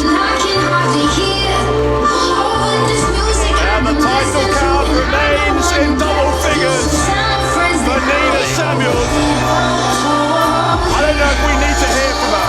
I don't know if we need to hear from Nina Samuels right now. But I think we're going to anyway.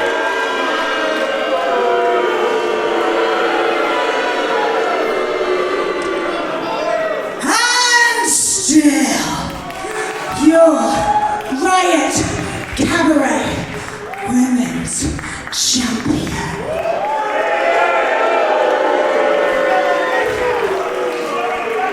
Nina 10 belts proves that Nina Samuels is the greatest in the world right now.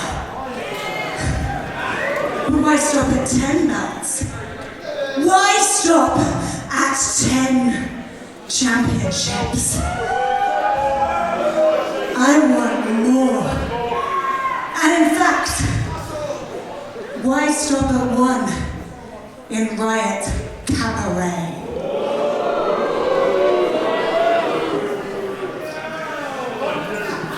I'm sorry if I What did that mean? Well, that was an ominous threat from the champ.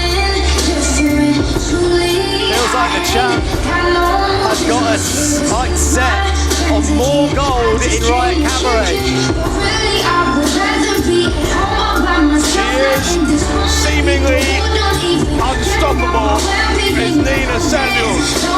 And in fact, if we're to believe what she just said, she may be looking to expand her empire even further. Well, where do you reckon she's looking, Dave? Do you reckon she's looking at Michael Oakley? Can we see the women's champ take on the world champ?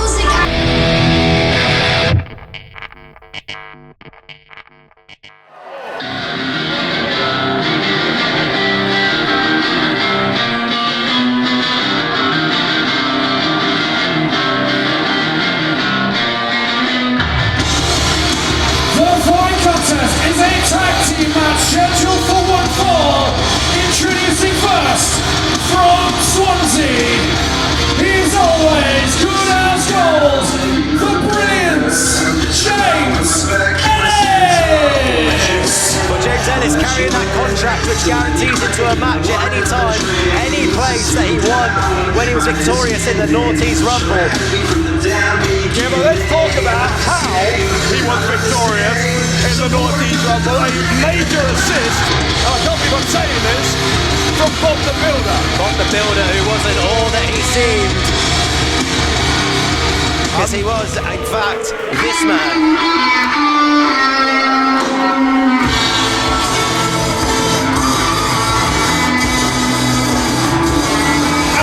His tag team partner from West London, the greatest professional wrestler to ever walk planet Earth, Tate Mayfairs! And it has been a very mutually beneficial relationship for James Ellis and Tate Mayfairs, as well as Mayfairs helping Ellis to win the North East Rumble at Slamamia. Ellis helping Mayfairs to get a major singles victory over Jay Joshua. These two have started to become quite the force, assisting each other in singles competition and also thriving in tag team competition. But they're going to have an interesting task on their hands here with the new team of Murdoch and Joe Blazr.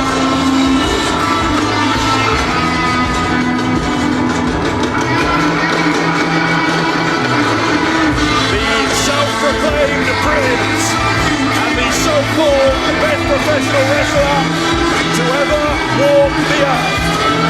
Couple pair of guys, aren't they?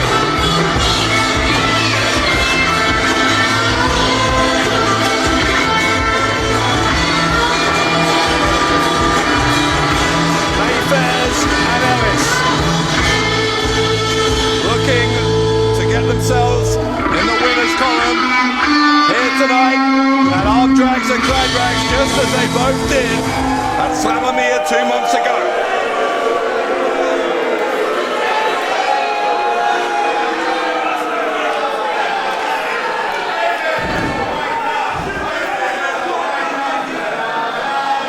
Murdoch, what's the plan? Right, first we get the Blazr blaze out of the Clapham Grand. We get Ivy. We beat James Ellis, Tate Mayfairs, nice hot brew, and celebrate, taking one step closer to being Riot Cabaret World Tag Team Champions. What is it? Blazr doesn't brew. No, I want a cocktail and the sun jump on muscles. Come on, Murdoch. Somewhere better than Inferno's. Somewhere that's actually open on a Tuesday. Somewhere close to the Clapham Grand that stays open till 1. Right. Getting the blazing reel, blaze our way down to the Clapham Grand, get nice and vibey before we go out there, to beat James Ellis and Tate Mayfairs. We're going to go to the London and South Western, a nice cold pint, and celebrate, taking one step closer to being named Riot Cabaret World Tag Team Champions. How's that for a slice of fried gold? Yeah, boy!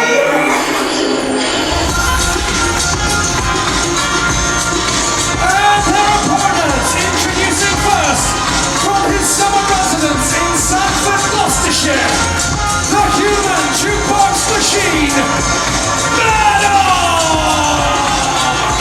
Why was he holding a cornetto throughout that video? Help me out, Sean.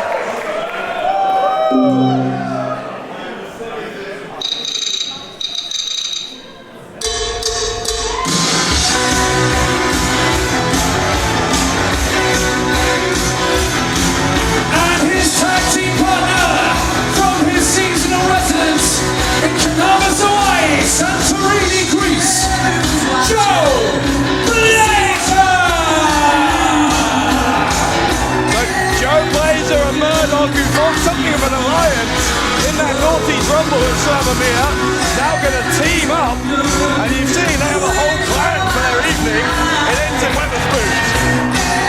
I can't argue with it, it's a plan, but there's one big flaw in that plan, and that is the on-form James Ellis and Tate Mayfairs.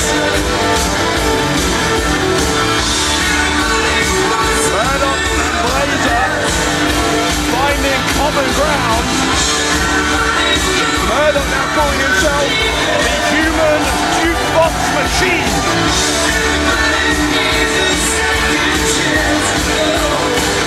And he's wearing sunglasses indoors.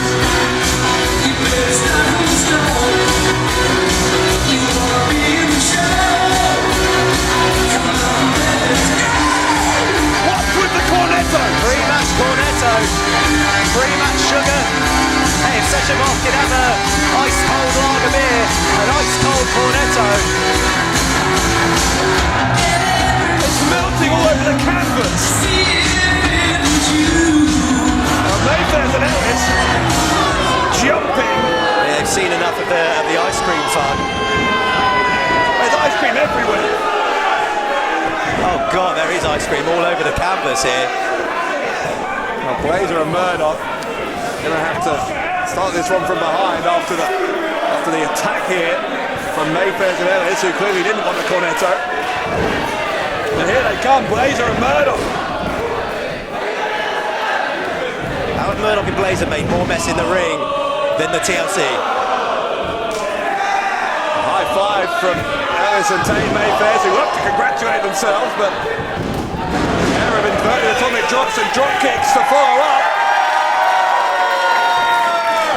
Murdoch and Blazr have got matching haircuts. Do you think they got that dye job together? I admire the commitment to the teamwork, if so. They're actually looking like a pretty coherent team here. A do-si-do from Blazr and Murdoch, and Mayfairs and Ellis in trouble. Mayfairs to the outside. Hang on, where's Blazr going? Well, the bell hasn't even rung yet. Now it has. Delayed vertical suplex from Murdoch on Ellis. Fans are cheering for Murdoch. That wouldn't have happened a few months ago. I mean, Murdoch has gone on quite a journey in Riot Cabaret. It's an uncomfortable position to be in, but I actually find myself wanting him to win this match.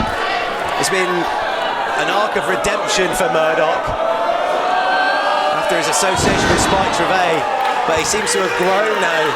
We've seen him grow. He's one of only 2 performers who've been at every single Riot Cabaret show. Murdoch now. He's getting a lot of love. Isn't it nice to see, Dave? I think they're looking for a bit of Heart Foundation style action, but Mayfairs broke it up. And now here comes the wiliness of James Ellis and Tate Mayfairs. He is a truly loathsome individual, is Tate Mayfairs. He scoops up Murdoch. Big slam.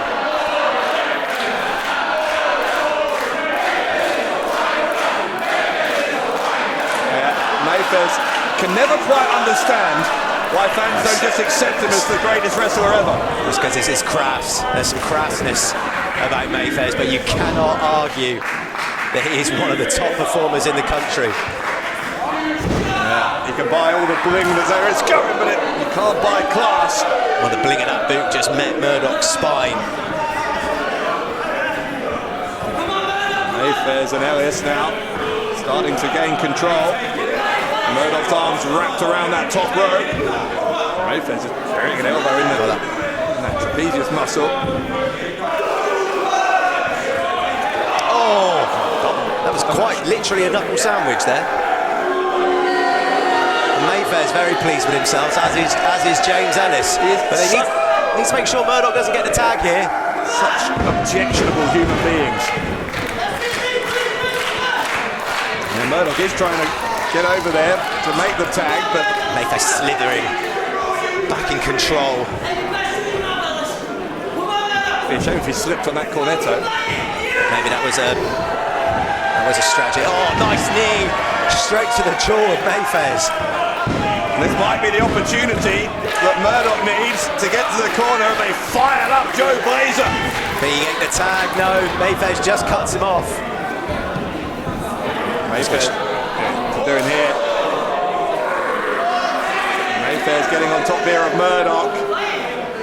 Oh, ramming those knees down into the mat. Mayfairs dropping the elbow. And then in comes James Ellis. James Ellis, who has, again, oh God! Wiping out Blazr.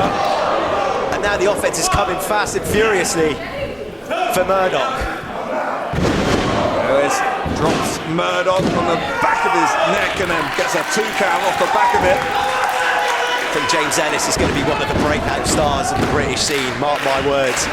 So impressive in Riot Cabaret and everywhere else he's gone. Also, even more dangerous, now he's got a match at any time at his disposal. Mayfairs looking for the twist of lemon here. Murdoch wouldn't allow himself to be lifted. Instead of the big back body drop. Yeah, Murdoch's on the wrong side of the ring though. He's heading to tag the wrong partner. Still got Mayfairs in the way. Wait, James Ellis is not legally in this match. Murdoch kicks him away. Murdoch avoids Mayfairs. Here comes Joe Blazr. Clothesline. And a drop kick to Ellis. Crowd cheering for Joe Blazr here as he tries to unload on Mayfairs, knocks him down.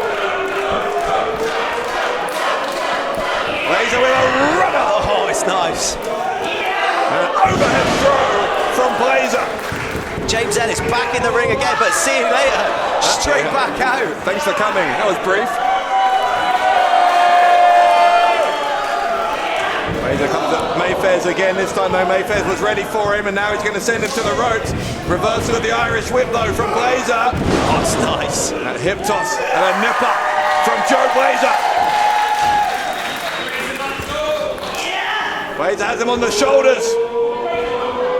We're going for an airplane spin here. Round and round go Blazr and Mayfairs. Drops him with the driver, goes for the cover here. There's Blazr and Mayfairs just about surviving. Just about having enough about him there to kick out, but he's in trouble. And he's got no partner in his corner. Meanwhile, Blazr does have a partner in his corner and he's just tagged him. Murdoch is in. Murdoch feeling the... What was throwing the contract into the ring? Anything to cause a diversion there for Ellis. An eye poke as well. And the eye poke into the twist of lemon from Tate Mayfairs. Mayfairs gets his body weight down on the shoulders and Mayfairs and Ellis win it. Here are your winners, Tate Mayfairs and James Ellis. Ellis and Mayfairs victorious yet again. And love them or hate them, most of us are the latter in the latter camp, but you've got to say they are finding a way to win.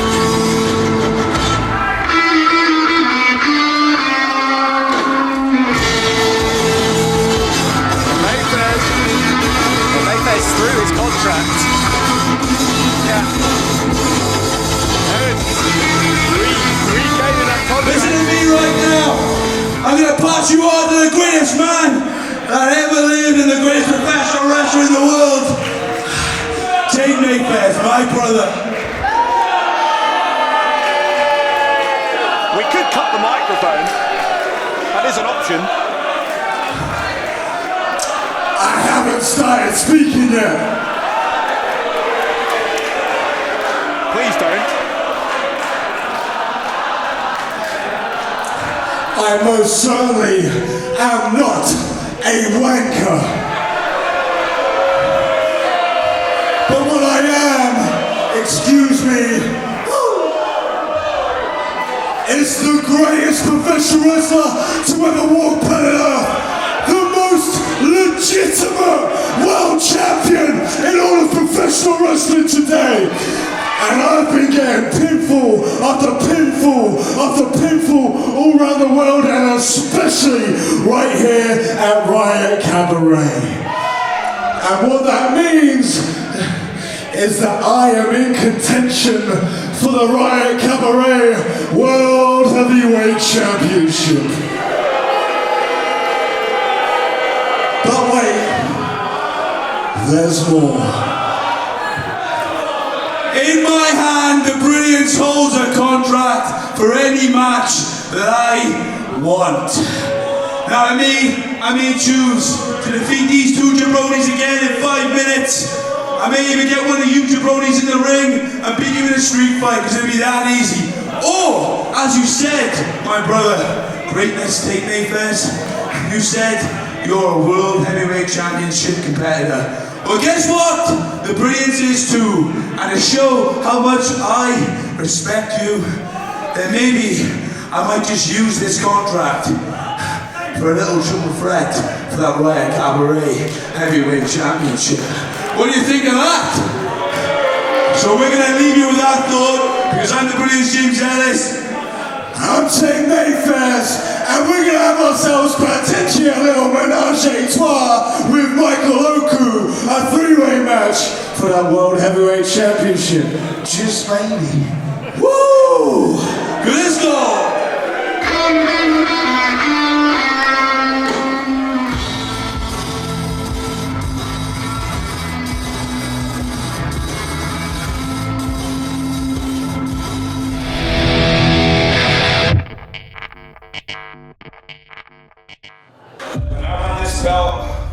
Angelo, counter! What a counter! He sits down and tap out! Tap out! I make sure to point out the world and say that it is a world championship only if world championship caliber wrestlers are holding it. But it's not just about the champion holding it, it's about the challenges that he faces. And you know who really was a big inspiration for me, especially when I started off, was a man by the name of Mark Andrews. Mark Andrews announced that he is coming back to Riot Cabaret. I don't remember him announcing who he's gonna wrestle. You've been a staple of the revival of British wrestling back when it was revived, back when there was a boom that started about 10 years ago. And that's really cool for 10 years ago. And regardless of what you've done, I want to know what you've done for me and for us lately. And if you want to prove that you are still one of the best in the world, then you know you will do, you will come toe to toe with the now. I do think there's a certain irony that he thinks I have to kind of prove something to him. You know, like, and again, as good as Ultimo is, and I truly believe that, I really think he's an incredible wrestler, he currently is the shiny new toy. And that is it. So to stand there in the ring and insult me by saying, well, insinuate that what I did 10 years ago is kind of, you know, what have you done for me recently? I'll tell you what I've done for you recently. I've been a champion in TNA in the last year. I've got in Rev Pro, you know what I mean? The company that he values so highly. 17 years into my career, you've had some amazing matches with some of the best in the business, but don't think that you have surpassed me because you haven't been in the ring with me. So it's kind of bullshit to think that I have something to prove to you. First of all, it's interesting to see Mark Andrews show his version of annoyance. Well, okay, I'm going to say a hot take here. I think that for the last 2 years, you've been coasting. I've thought this for a while. It's what annoys me about you, and that's what I want to change about you. Or maybe what looks like coasting to you, Mike, is me preserving my career for another 5, maybe 10 years. Because professional wrestling isn't just a hobby on the weekends for me. Professional wrestling is my job. This is my career. This is what puts food on the table for me and my family. So, you know, sorry if I've been coasting. Sorry if I haven't had enough 5-star matches for you recently, Mike. I really, honestly, I respect the fact that you can put 100% of your heart into every match. It's incredible. It is. But when you stand across the ring from me on Tuesday at Riot Cabaret, can you honestly tell me that your body is 100%? I'm 17 years into this job, and I can tell you that mine will be. It's going to end in one of 2 ways. Either you'll prove everyone right, that you're the golden boy of British wrestling, you're the best we have to offer, or I'll do that. And I'll walk out of the Clapham Grand as your new Riot Cabaret champion. 10 years after what you thought was my prime, I will still be the best that this country has to offer.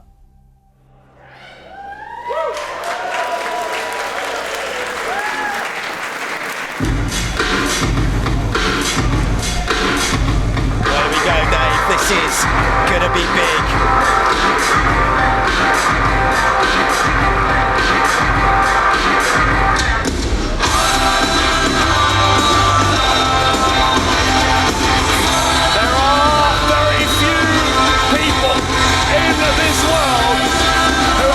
Career that Mark Andrews had, and the key to his longevity is his smart, his savvy. Not many can stay the course, but Mark Andrews has done it. And Andrews taking great exception to that "what have you done for us lately" comment from Michael Oku. 17 years Mark Andrews has been the absolute top of his game, the top of this industry. And I think he feels affronted that he is being considered an underdog in this, after everything he's achieved in this business. And I know Mark very, very well. We go back a long way. I can tell you now, he was legit pissed at Michael Oku's words. So the question is... But this is where we settle things. The question then is Michael Oku a flash in the pan, or is he the man?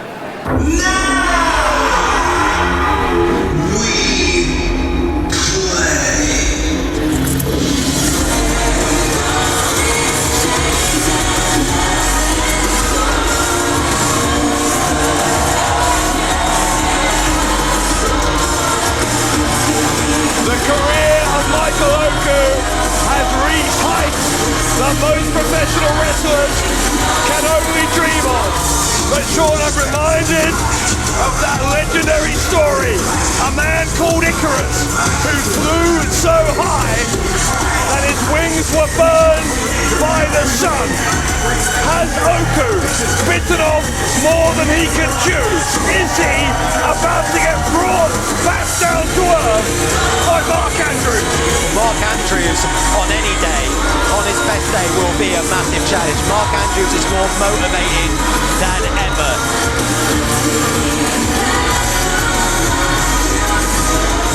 A great deal of tension between champion and challenger, and how could there not be? Because the richest prize in Riot Cabaret can only leave in the possession of one of these two men.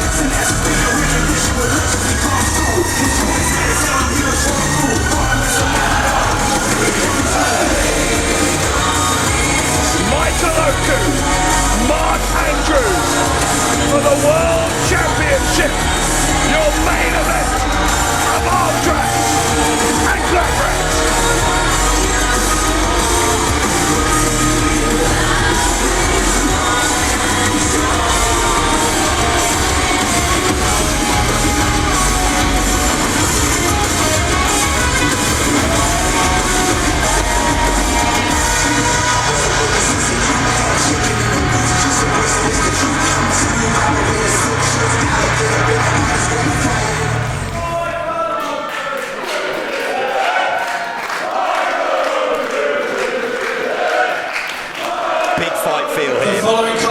Is scheduled for 1 fall, and it is for the Riot Cabaret World Championship!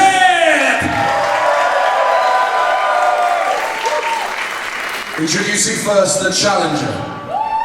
From Cardiff, Wales, representing subculture, high-fiving, stage diving, Mark Andrews!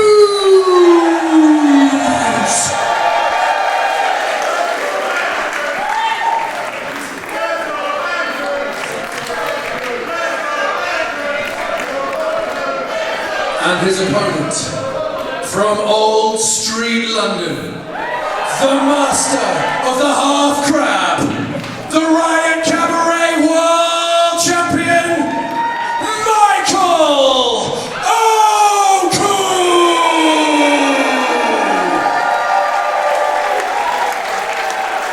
Oh boy.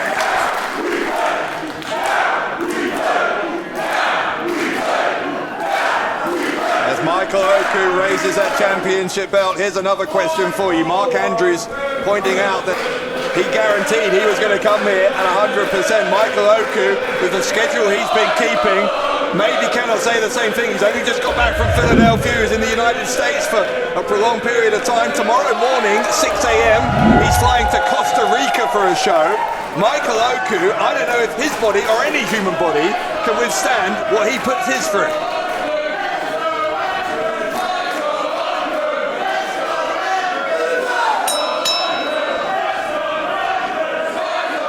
That's the point that Mark Andrews was making. He fights smart. He fights smart, so he's 100% for this contest.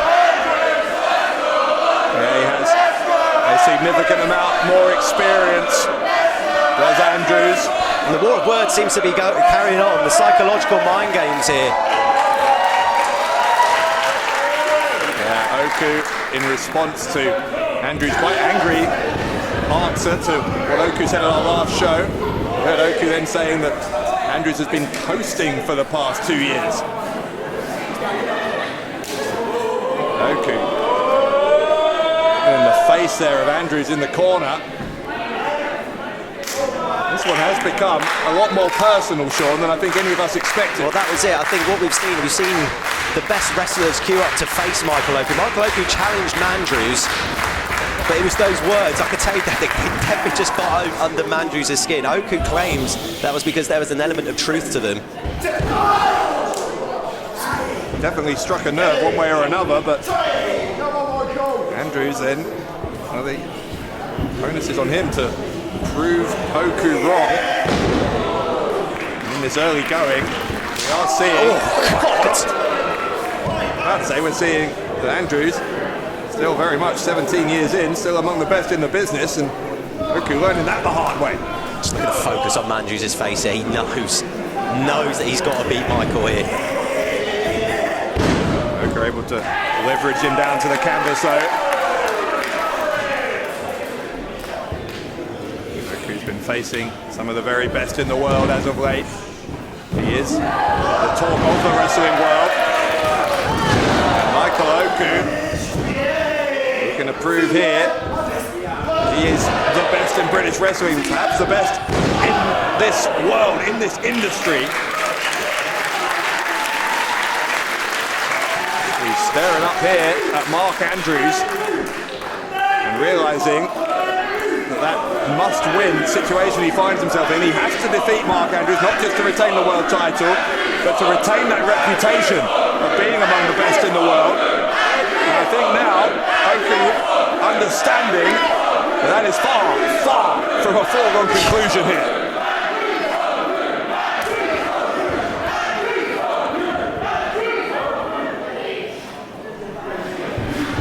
Andrews, that side headlock.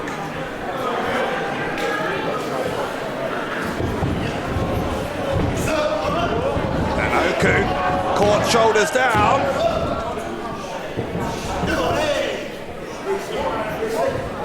Andrews going to send him to the ropes. Oku blocks the hip toss. Oku's going to look for a backside. Oku gets the shoulders of the challenger down. Oku and Andrews kicking out at 2. Another roll up. Oku's looking for the half crab. Looking for the half crab here. Yeah, Mandrews would have had that scouted all day long. That's how Michael Oku was successful against Robbie X and Leon Slater. At one point had them both in that move. Yeah, we saw as well that Oku got the tap-out win in the half crab from Nico Angelo just before Christmas. And a hell of a run so far as world champion for Oku. Oku now Now sent into the corner, leaps over the top of Andrews, goes to the ropes as Oku. Trying to go behind, crisscrossing, a Hurricane Rana takedown.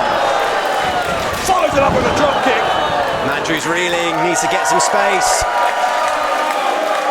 Yeah, but he's gone to the outside, which might not be the safest place to be. But if you know Michael Oku, you know what's coming. Oku tried for a Fosbury flop, saw that Andrews moved, changed his mind in mid-air, and Oku swept off his feet, somersaults down against his will and lands hard on his back. This is what we were saying about Andrews working smart. He's had both of Michael Oku's signature moves scouted. Oku learning here. Mark Andrews has that savvy, has that guile as he drops him again. And the longevity in this business is not a fluke. It happens for a reason. And Mark Andrews teaching Michael Oku a lesson in what that reason is.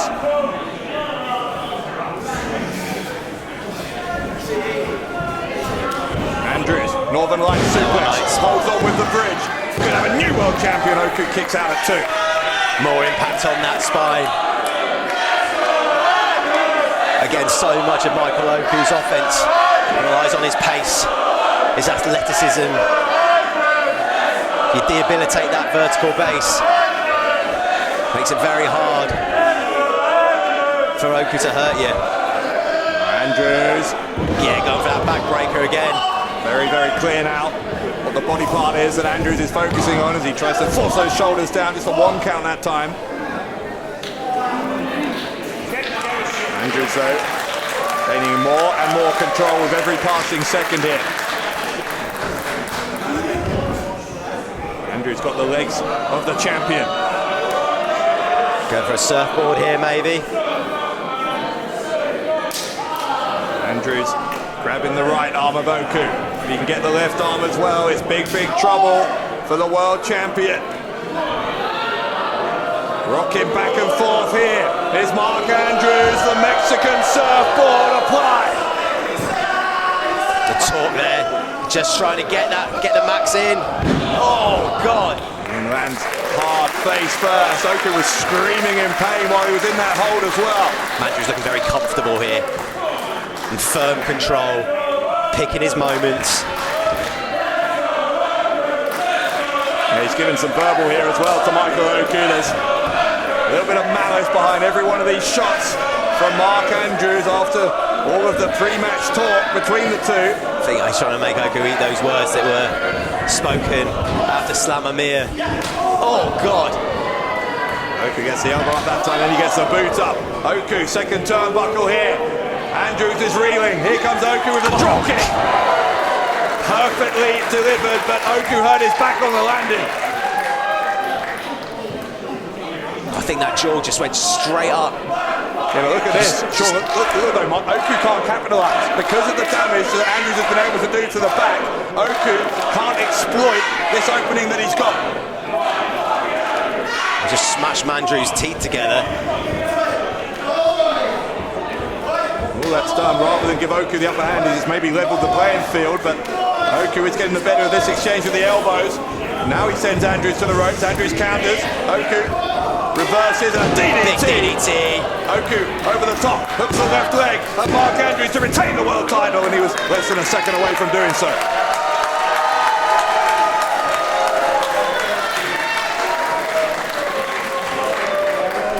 Definite trouble though in the lower back of Michael Oku. You got to know that was part of the strategy for Mark coming in.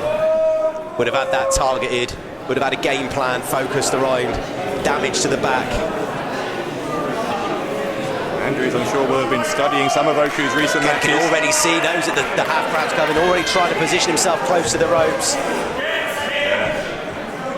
Oku, though, smart to that, and he's kept Andrews pretty much central here, controlling that right leg by stepping on it.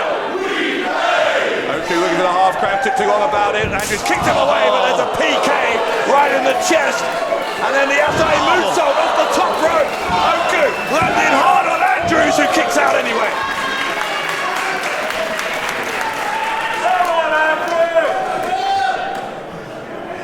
This is utterly absorbing stuff between Oku and Andrews for the World Championship. You just tell both of these men don't want to make a mistake. Both being so methodical, so thought out in each move that they're using. Oku going to head up top, maybe going to try for that 5-star frog splash. That's one move in his after we haven't seen him attempt yet tonight. Oku getting his balance. Andrews in the wrong part of town, beneath the world champion. Moved out of the way, Oku able to adjust, lands on his feet. Ducks a clothesline as Andrews, kicks him in the back of the head. Oku comes firing back, Andrews ducks it. Andrews, tilt and well no, with the DDT, couldn't get it. But he does get the Falcon arrow. And Andrews hooks the leg to win the World Championship, and he was close. As this match goes on, we've seen it's a technical game of chess. This is going to become a mental game of chess. Who's mentally strong? As the fatigue sets in, as the damage starts to take hold, who's going to have the mental strength to not make a mistake? Two men at very different stages of their careers, very different stages of their lives, brought together in this ring to compete for the Riot Cabaret World Championship. Andrews is first back to his feet here. And Andrews unleashes another elbow to the face of Oku. Oku hooking his arm over the top rope to prevent him being sent across the ring. Doesn't want any more impact on that spine by flying into that turnbuckle. That's probably why that was so important, to avoid that Irish whip. Takes a forearm straight to the jaw. And make no mistake about it, Andrews has noted that Oku is suffering with that back.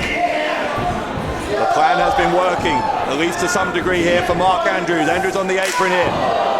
The kick to the head again of Michael Oku. Andrews lines him up. Tried to launch off the top. Oku telegraphed it, kicked him in the head, and Andrews goes down to the floor.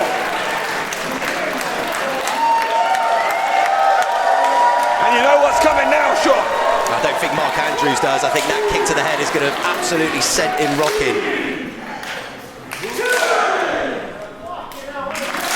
They are clapping in unison in the Clapham Grand.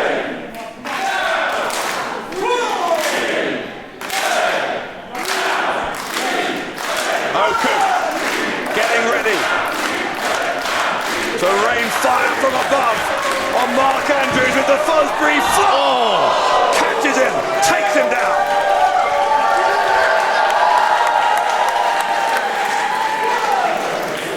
Oku's going to bring Andrews back into the ring. He's going to look to finish it. Andrews though, hang on. Andrews goes to the ropes, dives between them and catches the champion. I think Andrews knew he had to come up with something huge then. Oku tried to sweep the leg, he's in for the half grab, couldn't get it. There's a code red from Mark Andrews. Andrews, no! Oh, I think Andrews would have thought that was 3. I think he thought that was 3. And maybe now Mark Andrews gaining a new appreciation for the skills of Michael Oku, because against 99.9% of opponents, that would have been 3. You got to think of where did Andrews manage to dig deep to follow up that Fosbury flop with a dive of his own. How much did that take out of him as adrenaline started to take hold? Look at Andrews stalking the world champion here. Comes at him again. Knees right into the chest of Oku. Oku this time following Andrews. Oh my God, what a drop kick. What a drop kick in the face of Mark Andrews. Oku going to the ropes. Andrews follows him there. Oku catches him. Oku prevents the DDT. Great strength on display here from Michael Oku. And Oku, what a counter! Millionaire. What a counter! God, how much energy did just holding a dead weight of Mark Andrews take out of Michael Oku? Talked about the story of Icarus. We talked about the possible hubris of Michael Oku. Did he hold Andrews too long there before he went for it?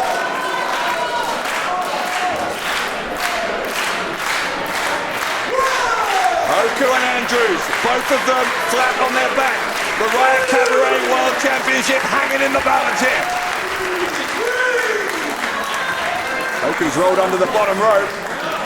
That stops the referee's count at least. But Mandrew's favouring that knee. Wonder if there's just, he's probably trying to just keep it concealed. He doesn't want to let Michael Oku know that knee might be feeling something, especially with the half crab at Michael Oku's disposal. But Mandrew's going up top. What's Andrew's trying to do here? Is he going to try and lift up Oku from that position? It'll be a hell of a feat of strength. Oku being hoisted up. Just kind of like just willing Michael Oku to get up there. Shifting his body weight, Oku, to prevent it from happening. Oku with a couple of shots to that left kidney. And Andrews was able to free himself. Oku just briefly there, kick to the head of Mark Andrews from Michael Oku. Oku realises he looks around. What's he thinking here? I think he realises he's got a chance possibly to put this one to bed now. Wait, what is he doing? I don't like the look of this. Michael Oku. Oku. Surely no way, there's no way. He can't do that. Can we think of what I'm thinking? A reverse on Mark Andrews from the turnbuckle. Here comes Oku. Oku up top. Andrews is in the drop zone for the world champion, Michael Oku. 5-star front splash from Oku. Oku hooks the leg. Andrews kicks out. Andrews kicks out. Oh, he's got him in the crab. He's got him in the crab. Half crab from Oku. Can he turn him over? Can he turn him over? Oku, half crab, cinched in. Andrews is in the middle of the ring. Nowhere to go here for Mark Andrews. He's so far away from the ropes. How can a position, willing angle of the lower back of Mark Andrews, the full body weight of the Riot Cabaret world champion. He's using absolutely everything he's got left there to just not tap. He's got to get to the ropes, just one more crawl. He gets there. He got there. He got there. I think Oku just can't believe.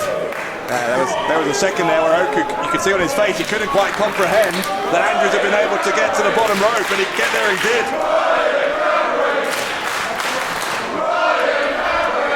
This is exceptional professional wrestling for the Riot Cabaret world title.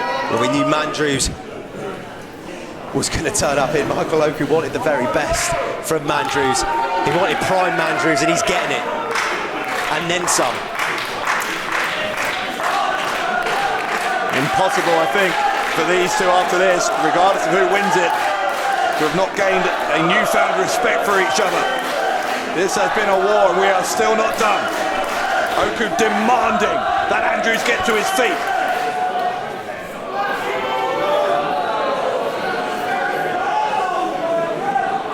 Andrews shaking his head in defiance from his knees, and Oku showing him no mercy.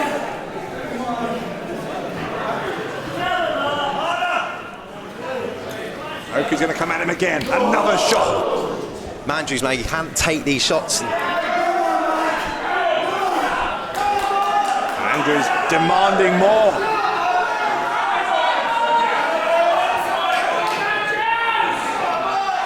Jesus. Andrews firing back. How is he on his feet? Oku and Andrews.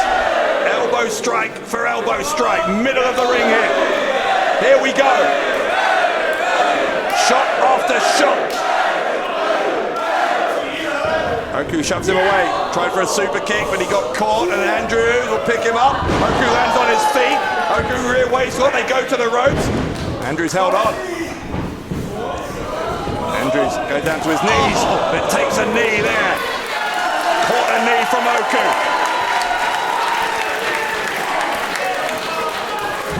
Oku charging in. Andrews wasn't there. Instead, Poison Rider. Well, we saw one from Oku off the top. We saw another one there. And hang on, Oku. No, half crab again. He's got him again. Andrews turns him round. Inside cradle. Hooks the leg. Here is Andrews, and Oku kicking out. He's holding on. Holding on. Here is Oku. Another. Wait. No, the counter from Oku. And he got him. Oku gets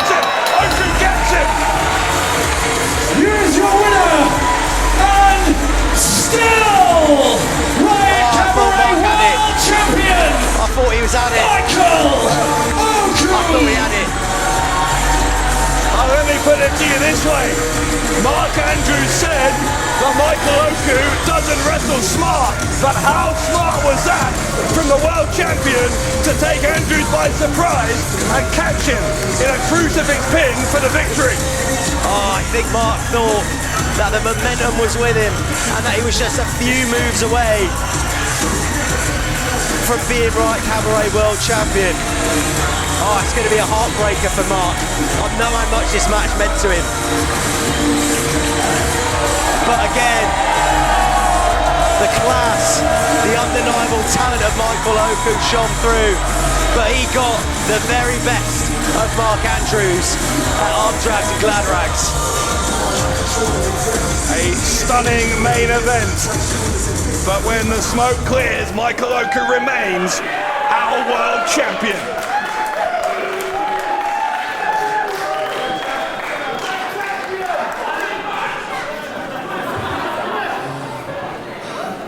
Well, first things first, I'm going to ask the people, do you think your money was well spent tonight?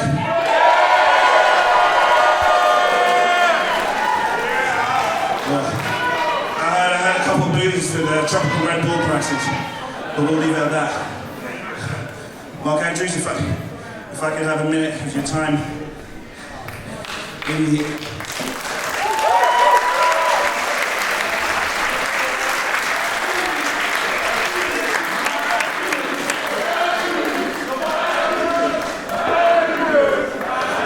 up to this match, when I challenged you for this match, I did it because I wanted to, what I thought, bring something out of you that was sleeping.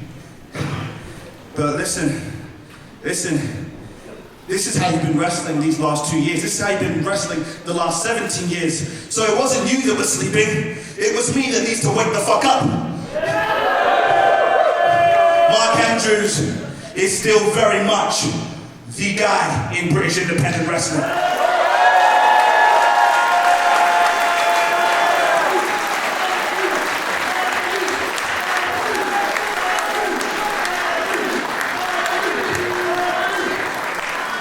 I apologize for the things I said because, geez, 7 years versus 17 years, but damn, you still got it.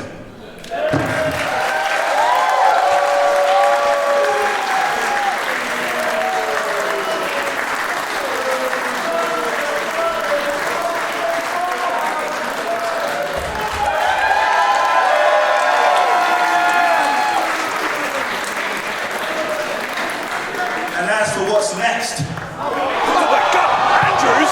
Jesus, come on, man, what the fuck? What is this for Andrews? Andrews has snapped it! Andrews has snapped! Oh my God, this is... I've never seen Mark Andrews like this. Andrews shoving the officials even. Where has this come from?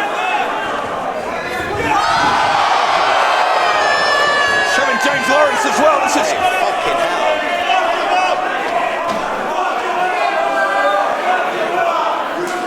I can't believe what we're seeing here.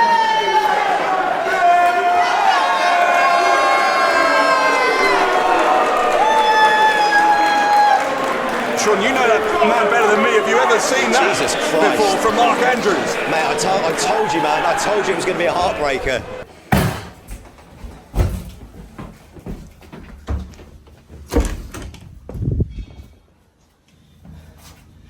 You've still got it.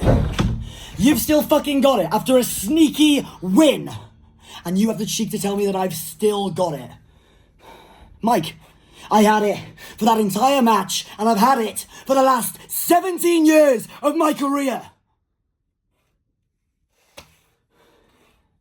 I am still the best wrestler that this country has to offer. I am one of the best professional wrestlers in the fucking world. And this isn't the last you've seen of me in Riot Cabaret. So I'll see you soon, Mike.